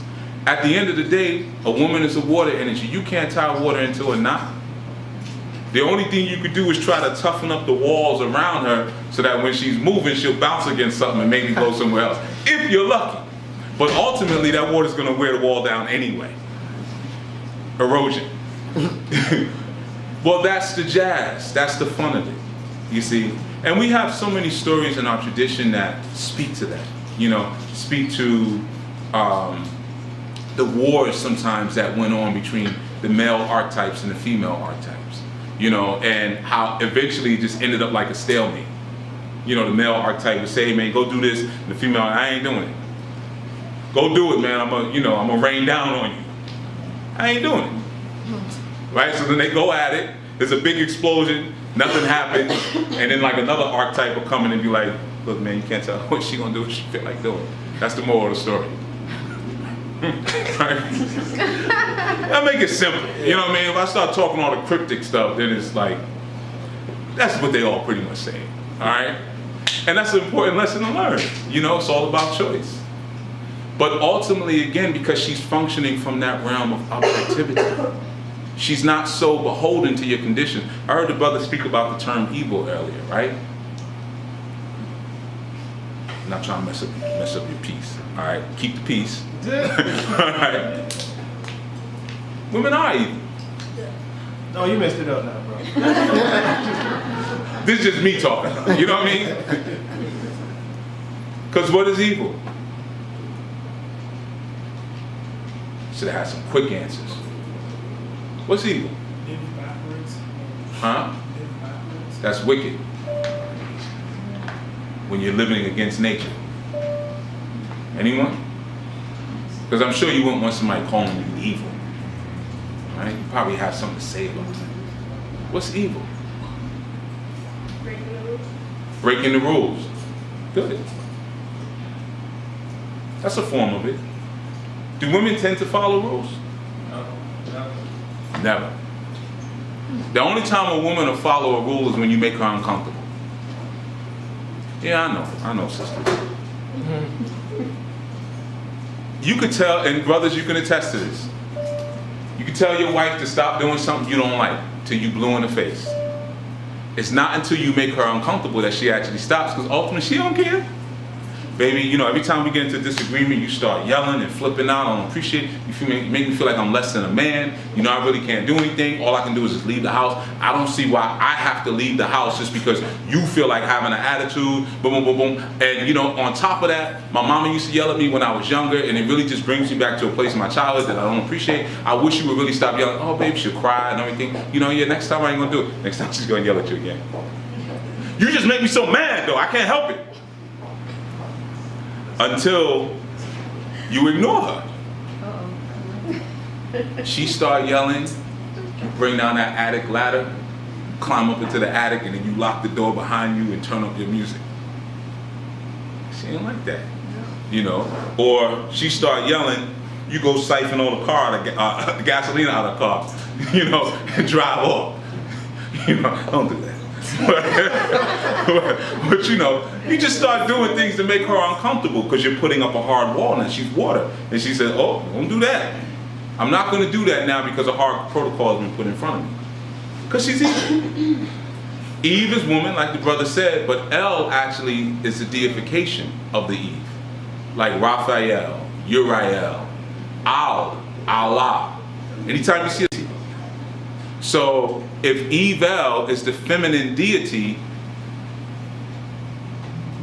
she's functioning from a place that's not even on the planet. She's a deity. So what do your rules mean to her? She don't need them, you need them.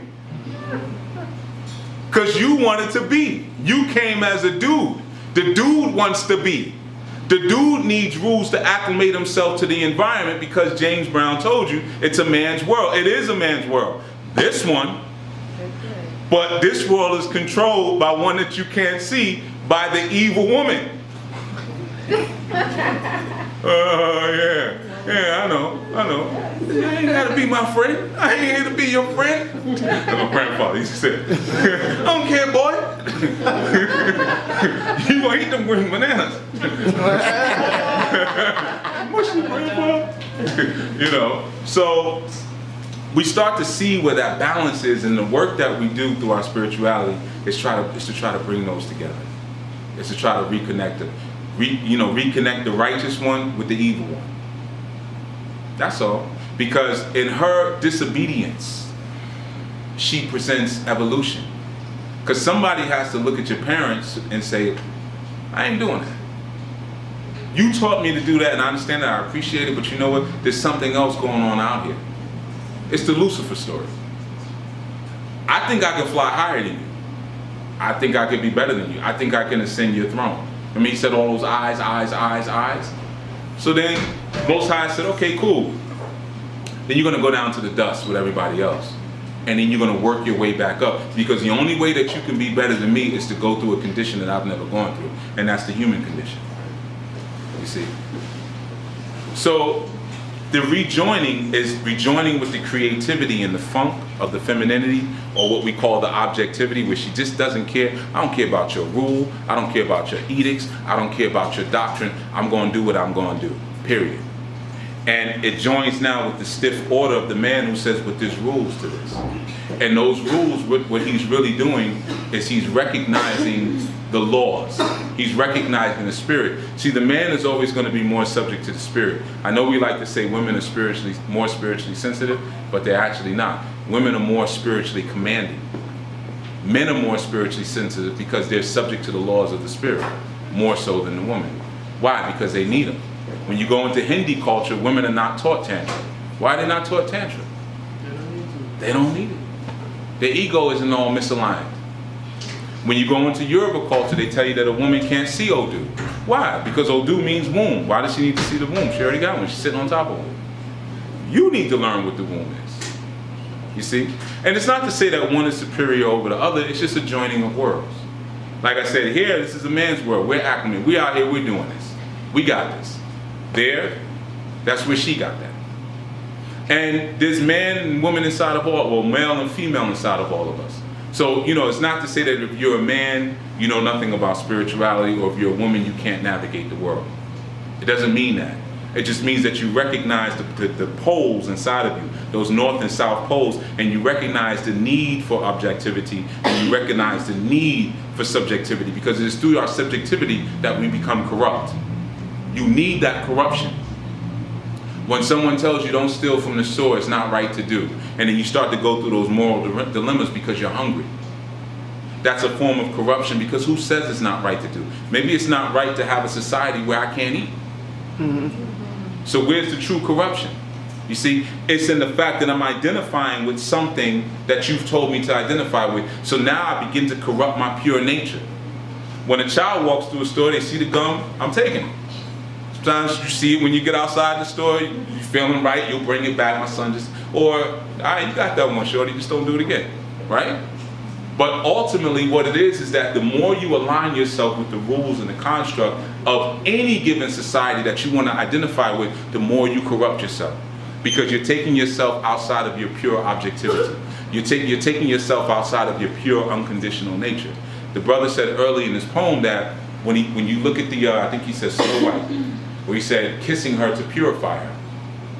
But in fact, in our traditions, has always been the opposite. The parting of the Red Seas, or going through that menses as a man, when you're experiencing that blood, was your purification. Or having your woman clean your feet with her hair. And what do we build on top of? Like when we say we're having a build session, what does that mean? Y'all don't talk like that up here? Yeah, we do. Give me the candle away. You bring ideas up there, you place your ideas together. Okay, you must be from New York. I got you. Throwing, From Toronto. She's from Toronto. throwing ideas together, right? You're sharing information. Do you ever share information with your ancestors? Got some yeses. I got like 2 yeses. Got mainly no's, and I got a yes over there. I saw you. That's what they're for. That's your opportunity to give service. It's through your ancestors. They are your empathetic link. They are the feeling of the spiritual. Nothing else feels up there, or around there, or next to there, or back there, or in there. Nothing, because it didn't experience it.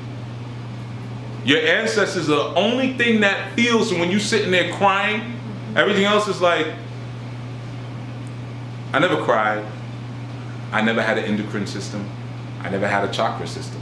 I don't know what that is. What are you doing? Just give me a symbol of what you want, because I don't even speak. You doing all this intellectualizing when you come into the altar, and you don't realize that we actually don't speak. We only work in symbols. Give me a symbol of what you want. Oh, I put money on the altar. Oh, you want money? Okay. Well, here's another thing. Because I actually don't have feelings and I don't care anything about you, this is transactional. So, give me some water. Give me some gin. Give me some chicken. Give me a goat. You know, give me a snail. Give me some goat's milk. And take your top off. Oh. And sometimes they, you know, because it's all transactional. But when it's with the ancestors, it's a little different, because that empathetic link is there.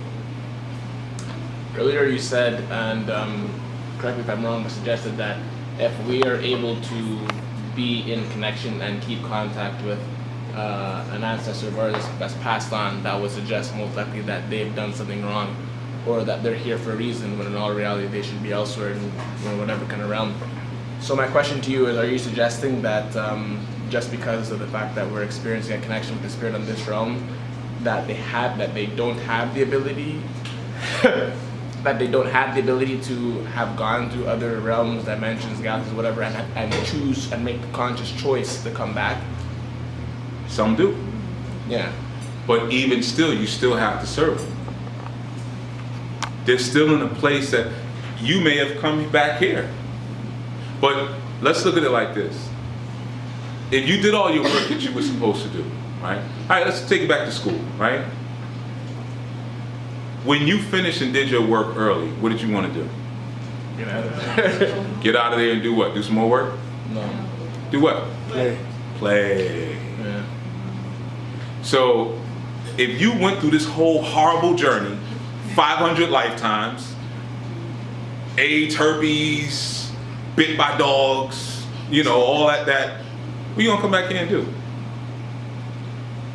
be of service, you know, maybe come back in another form or another life form or in some other shape or form to be able to give back to family that may not necessarily be attentive to, you know, matters of consciousness in life and all that kind of stuff. Because you want to come back and work after you do your work. Come on, man, knock it off. All right, you're gonna come back in here and be a mumble rapper. That's what you're gonna do. All right, you're gonna do trap music. You're gonna be a mumble rapper, and you're gonna smoke crack.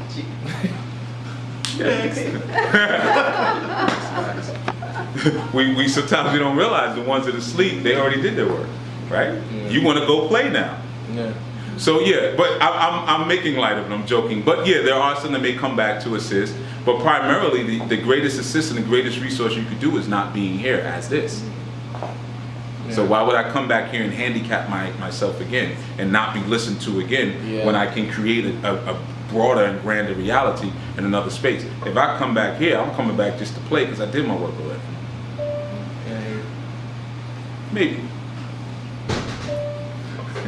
I saw some other hands. So you touched upon, you talked one time about, not here in this space, but sacrifice and the blood, but actually it's not the blood that you sacrifice, it's actually the melanin. Mm-hmm. So can you just expand upon that? Okay, so when you say sacrificing the blood, you're speaking about like when we're doing spiritual work? Yeah, so I know you were talking about that. I want something online, and I just wanted you to expand upon it a little bit more. Okay, cool. Now, I'm speaking in extreme terms because a lot of you are not used to me. You haven't heard, like you've heard obviously some stuff, you watched some stuff, but I'm taking you right to the far side quickly. So I preface what I'm going to say by that. So what I may say, normally I may ramp up to it, but you're not going to see me that much after this, right? Spirits are vampires. That's what they are. They can't do anything without a vehicle of travel. And where are they traveling from? Nowhere to here. That's what a vampire is. Vampire, unless it gets some blood, it can't it can't walk amongst the living, right? Spirits are the same exact way. They're constantly looking for plasma, or they're constantly looking for food, and they extract the spirit out of that food in order to exist in this plane. That's why if you go to a spirit right now and say, hey, I want you to do this for me, it's going to say, well, I need you to do this for me, because I can't move anything by myself. I'm in a different realm. So in order for me to cross over into that realm, I need a vehicle that I can travel through, excuse me. Melanin, now let's get to the melanin. So we got that part, right? Spirits are the vampires. And sometimes it's just that vicious. So even though I'm using extreme words and extreme terms, some of them are just that foul. A lot of your angels are that vicious. Angels and demons are the same. No offense. You get the halo. But, you know, they're the same thing. It's the same exact thing. Should I wear the black shirt or should I wear the white shirt? That's all it is. One takes you up into the light, what happens? You go blind. One takes you up in the dark, what happens? You go blind. How you want your blindness? All right, they're the same thing. All right, so a lot of times they have a vicious grab, energy grab. Now, let's get to melanin. Melanin, another word for melanin is mercury.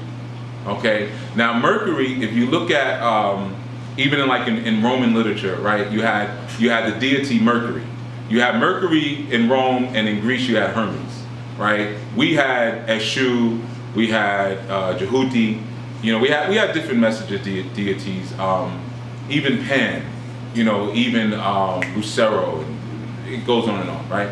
But ultimately, this was an archetype like the planet Mercury. The planet Mercury being the first planet from the sun, the black planet. These are entities that are able to exist in a realm that others don't have the fortitude to be. Like planet Mercury can sit right up next to the sun, black like melanin, sit up right next to it and not burn up. Okay? Because it's so dense. It's 3/4 iron, so it's a very dense and slow planet. So when we think about those messenger archetypes like Mercury, we recognize, okay, they're getting information from that sun, that creator sun being that root. And they're able to send that information back down to us. That's why when we look at zodiacal information a lot, we say that Mercury, people who have that, or Geminis, for instance, they're good communicators. Because what are they communicating? things from a place that most of us can't go to, right? So that's that mercury or melanin aspect. Remember that they're the same word, mercury, melanin, same thing. It's just an older word. So you have that melanin aspect. Now, the melanin or the mercury goes to a place that normally we cannot go in order to bring things back through. What exists inside of the blood? See, everybody has melanin. And I know a lot of times when we look at epidural melanin, we say, oh, I got melanin. You have melanin, fruit has melanin, plums have melanin, you know, oranges even have melanin, right? Anything that has some form of pigmentation, but you also have melanin in the blood. Chlorophyll is melanin, you know? So it's in the blood. So we use the blood as a vehicle to travel from here or from there to here. So that's what the aspect of sacrifice is. It's not necessary, I'm just killing this animal because of the energy that's released. When you read like some literature, they'll tell you that. The reason we do animal sacrifice is because we're sacrificing what we would have eaten. That's not true, because using animals still eating. It's just the blood is not, which we wouldn't have eaten anyway, you know. Or they'll tell you it's the violence of the act releases so much energy that's what propels entities into motion. All of that is wrong. It's only the melanin. So what that means is you don't need the animal. You can use plums, you can use eggplants, you know, you can use raisins, you can use figs, you know, you can use anything that has that vehicle of travel. I can use my voice. My voice is deeply melanated. Not everybody on the planet sounds like this, or like Brother Victor, or, you know, we have a different tone and timbre, you see? So the melanin is nothing but a vehicle of travel. If you want to like get deeper into that and learn more, you want to, one of the easy ways you can learn about, well, vampire is always good, but the Kemetic archetype Khonsu, Khonsu. And Khonsu, basically the Su aspect, or just like in the Yoruba you have Osu, it means the moon. So he was called the night traveler, Khonsu, that was his name. And essentially what he did was he traveled by the rays of the moon, okay? And what this was a symbolic reference to the menses, okay? It was the moon time. So Khonsu was a moon archetype. Okay, so essentially what it was that melanin traveling at night, because that's when melanin is active. It's not during the day in the sun. I know we rejoice all that, but it's nighttime. That's that Khonsu archetype. So if you want like a more, I'm giving you the vampire thing because it's easy, but if you want like a more indigenous, you know, get in the Khonsu aspect, and that will tell you how because Khonsu was an earlier form of Heru, right? So it was that savior or that messenger archetype that brought that information. Heru means light, or that which is above. That information from above, you know. Is that give it to you? Okay. Yes, sir. You know, I was going to ask about, you talked about the feminine versus the masculine, the feminine being more on the evil side, the chaotic side, the masculine being more the rules-based. From your perspective, how important is it for, let's assume women are carrying most of the feminine and men the masculine, how important is it for women to be able to express that chaos in society, whether it's through relationships or et cetera, especially in a society where, especially in the Western world, it's mostly male-dominated and rules and protocols and laws dominated. How do you see women being able to be healthy in terms of expressing that chaos and evilness? Keep it out of society. It's not for society. When you start dealing with society and social order, you're dealing with the masculine. And just like, it's not so safe for me to stay in that unseen realm. I'll be walking down the street and talking to people who are not there. She could kick it there all day, you see? So the expression of that feminine, even when we look at an indigenous perspective, we have women's societies. You know, we have opportunities. One of the things that, like, one of the grand challenges that we have is that we lack sisterhood and we lack brotherhood. You know, there are things that you and I express as brothers in certain modalities that other people might look at and say we're crazy. You know, I might want to jump over there and wrestle you. You know, and it might be like fun, yeah, let's wrestle. We're knocking everything over. Everyone thinks we're crazy, but that's just what men do. Sometimes we need to just exercise those muscles, even if we both just breaking our fingers and stuff. But that's our men crazy. And women need those opportunities where they can do their female crazy. But the reality is, once you start speaking about trying to infuse that into society, the only thing you can do is dilute it, because it's actually anarchy. It would destroy a society. And if you look in like many empires, Ottoman Empire, you look at the Roman Empire, even Kemet to a degree, you look at, we'll just take those three. Whenever you see women to the forefront, it always heralds the decline of the society. The society implodes when women come to the forefront, because that's not where they're supposed to be. Because the things that run and govern a society, in truth, are so far from a woman's power and ability that she's disrespecting herself.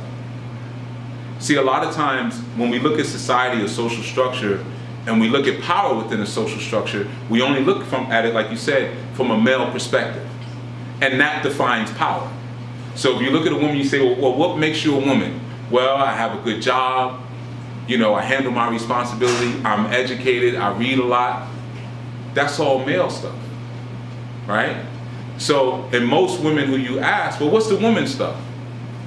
I don't know, because no one ever taught them, you see? So as far as when you're speaking about what rules the social structure and things like that, that's not the end all be all. It's just because we don't invest in that abstract aspect or the feminine aspect, it becomes the end all be all. So now when women want an expression in the voice, they gotta go where they don't even really need to be.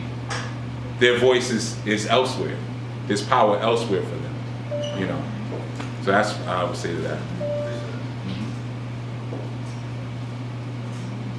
Was it? Okay.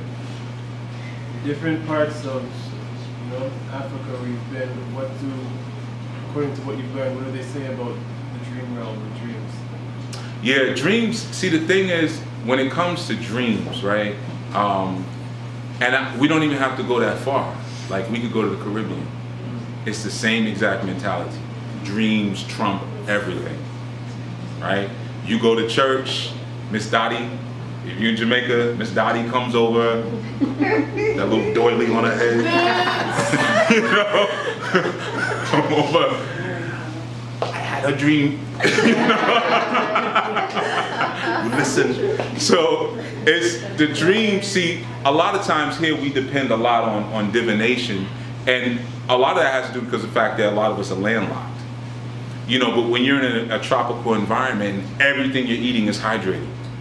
You know, first of all, you don't hardly even drink water. You know, when I'm over there, I get laughed at a lot because I always have water in my pocket or something. Say, oh yeah, Baba, in this water.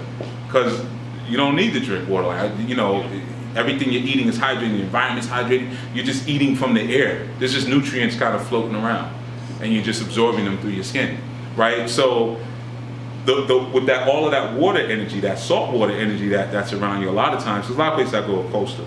You know, so obviously the Congo's a little different, but divination is not as stressed as much as we stress it here, right? Because the environment gives you so many messages.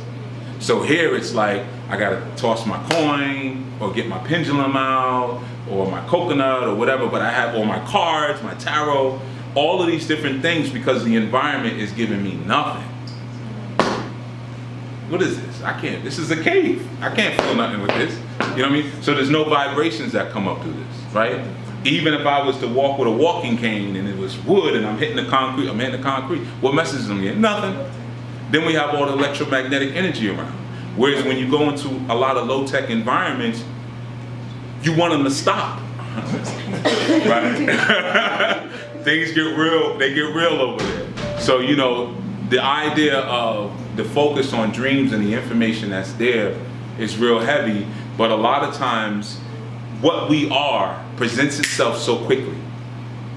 And that's why I don't even bring people to that house now. This was like a year and a half ago, because some people are not ready to be that close to the water, because that's where all the action is. You know, as soon as you get there, you hear them. I see them like walking like right in front of me, you know. So I have another house more in the bush, and I said, y'all go back there. We're gonna build you for the water, you see. So, yeah. Wow. Okay, I thought I saw a hand earlier. Maybe y'all scratching. All right. Yeah. So, you know, it's essentially, like I said, the ideas, a lot of the ideas and the modalities that we just have about African thought, African systems, are so far off from what's really practiced there, and so far off from what was intended. What was intended from the beginning was adaptation, was engineering. We are engineers as an African people. To go back and try to reclaim something just because it was crystallized or most documented, I know that's always the argument for Kemet.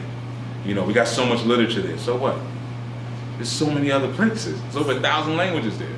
You know, so a lot of times we get stuck in a place where we feel most comfortable. A lot of people will embrace Kemet, honestly, because people of alien cultures have embraced Kemet. So they gave you the thumbs up, so now you say, okay, well then it's good then. Because it's more sterile. You're not gonna see the animals. You know, people dancing with the chickens and stuff. It was there. You know, Osir, or what we call Osiris, his sacred animal was the black pig. That was sacrificed in his temples. You know, pigs, pork. You know, so it's important that we just look beyond where we feel comfortable at. And sometimes we have to go to more grotesque and wild ideas, like maybe spirits are vampires. And if spirits are vampires, then what am I if I'm wrapping myself around a spiritual reality? Wrap yourself around an ori, or a conscious reality. And then once you do that, you control all the demons, the goblins, the angels, all that. They're here for you to employ, not your ancestors. Your ancestors are here for you to help them. Because they're trapped. They're trapped. And if you're helping them properly and doing your job, they don't even have to come back. You can help them from where they're at. When I read out loud. When I read out loud, I read in front of my shrine with the candle lit and with water there. If I'm gonna get it, you gonna get it. I'm not gonna come to the shrine speaking a language you don't understand. Even though I know there's a translator, I'm gonna speak my language. I'm gonna teach you Zulu. I'm gonna teach you Yoruba. I'm gonna teach you Tree. I'm gonna teach you Fanti. You see? So now you have a more powerful language to communicate with, so you can get the heck out of where you're at. I'll see you. I'm gonna get there. I don't need you to be in the ancestral realm because I need the company. It's cool. I got enough company down here. And I'll see you. I'd rather you be there. Let's go back to Mars. Let's go back to Uranus. All those different places that in the nighttime in the night sky were pointed out to me, saying that's where we come from. That's our origins, not here, there. I'd rather go there. So we should be pushing the ancestors up as opposed to pulling. Yes, sir.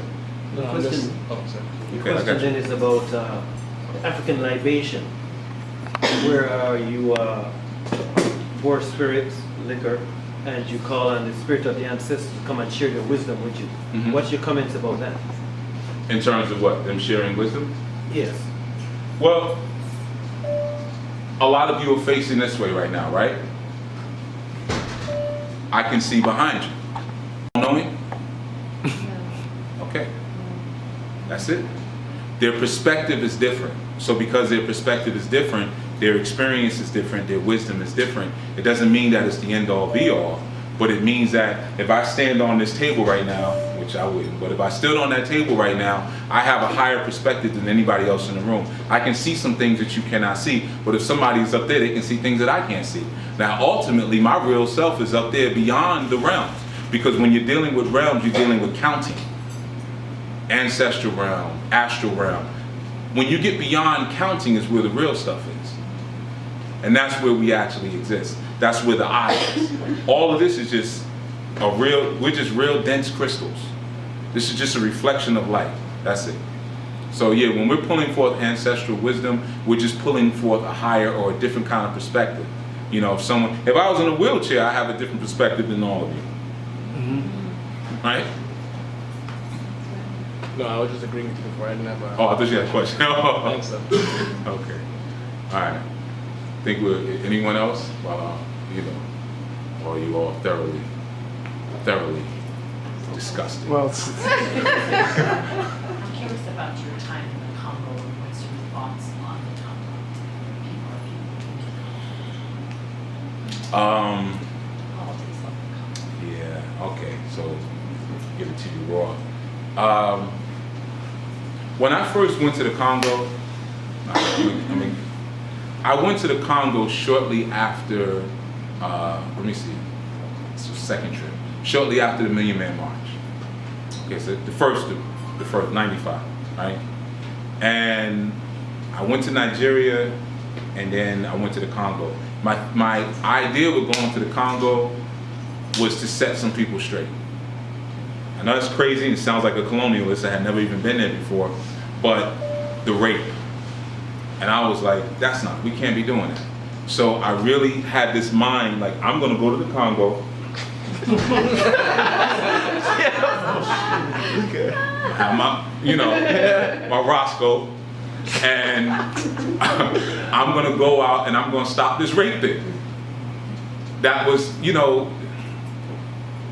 lot of growth. I had to grow, So when I got there, one of the things that really impressed upon me was the level of indifference. The sense of like, a lot of times we really preach loud that whole it takes a village to raise a child, and back in Africa, it's not like that back home. And when I went to the Congo and I was presenting certain things and saying, listen, it's not even a court thing, you just point them out. Just keeping it, because my whole mentality was, I'll be on the plane and gone before anything happens, but it'll be taken care of. And the idea was just like, it's just the way it is, and dealing with the women there. And that was something that, because I knew that I would probably, I wanted to hurt somebody. I was gonna get murdered. Yeah. It wasn't safe for me because my intensity and my passion was too undeveloped. I didn't have I didn't have a sense of patience that's needed. Where it's happening right now, or you're seeing young girls 12 years old pregnant, and like, you almost know who it was. It was the headmaster at the school. You can tell. So my underdeveloped was like, well, he just can come back and try again, right? He doesn't have to be on the planet right now. He'll come back and do it again, and next time he'll do it better.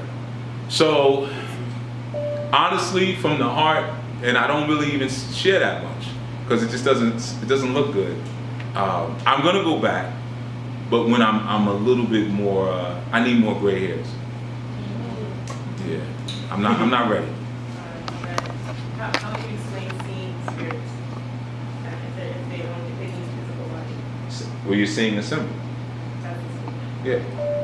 So I don't mean like, like synchronicity per se, but I'm saying like a lot of people have an idea that spirits talk, that they had a dream and the spirit said something, or an experience and the spirit said something. But when you're speaking about saying, you're speaking about intellect, and they don't use this to communicate with you, they use this, okay? Because this is the real intelligence. This is the cloud. This is Satan, Saturn, your brain, your thinking. So they don't use language because language is too easy to defeat, right? If I tell you you're a genius, you're a mate, or you will believe that. You already did.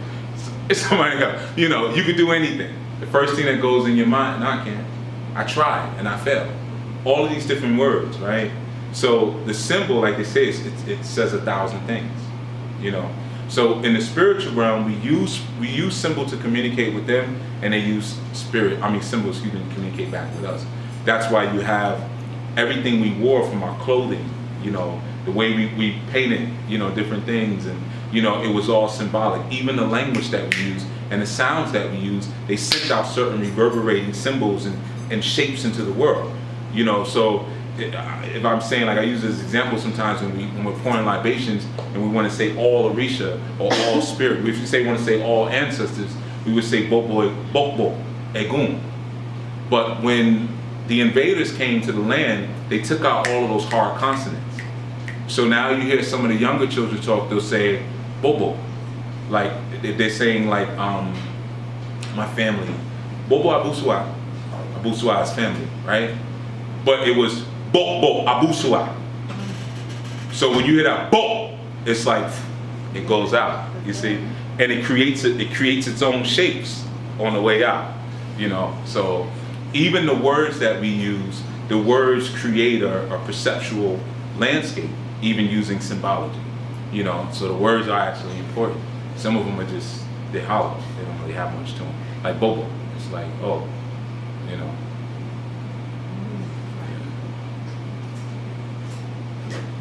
Yes, sir. I got a dip, but I just want to say thank you. Absolutely. Yeah, I saw y'all fidgeting. I didn't want to walk out in the middle of you talking. No, give thanks. But thank you. Yeah, absolutely. Yes. My honor.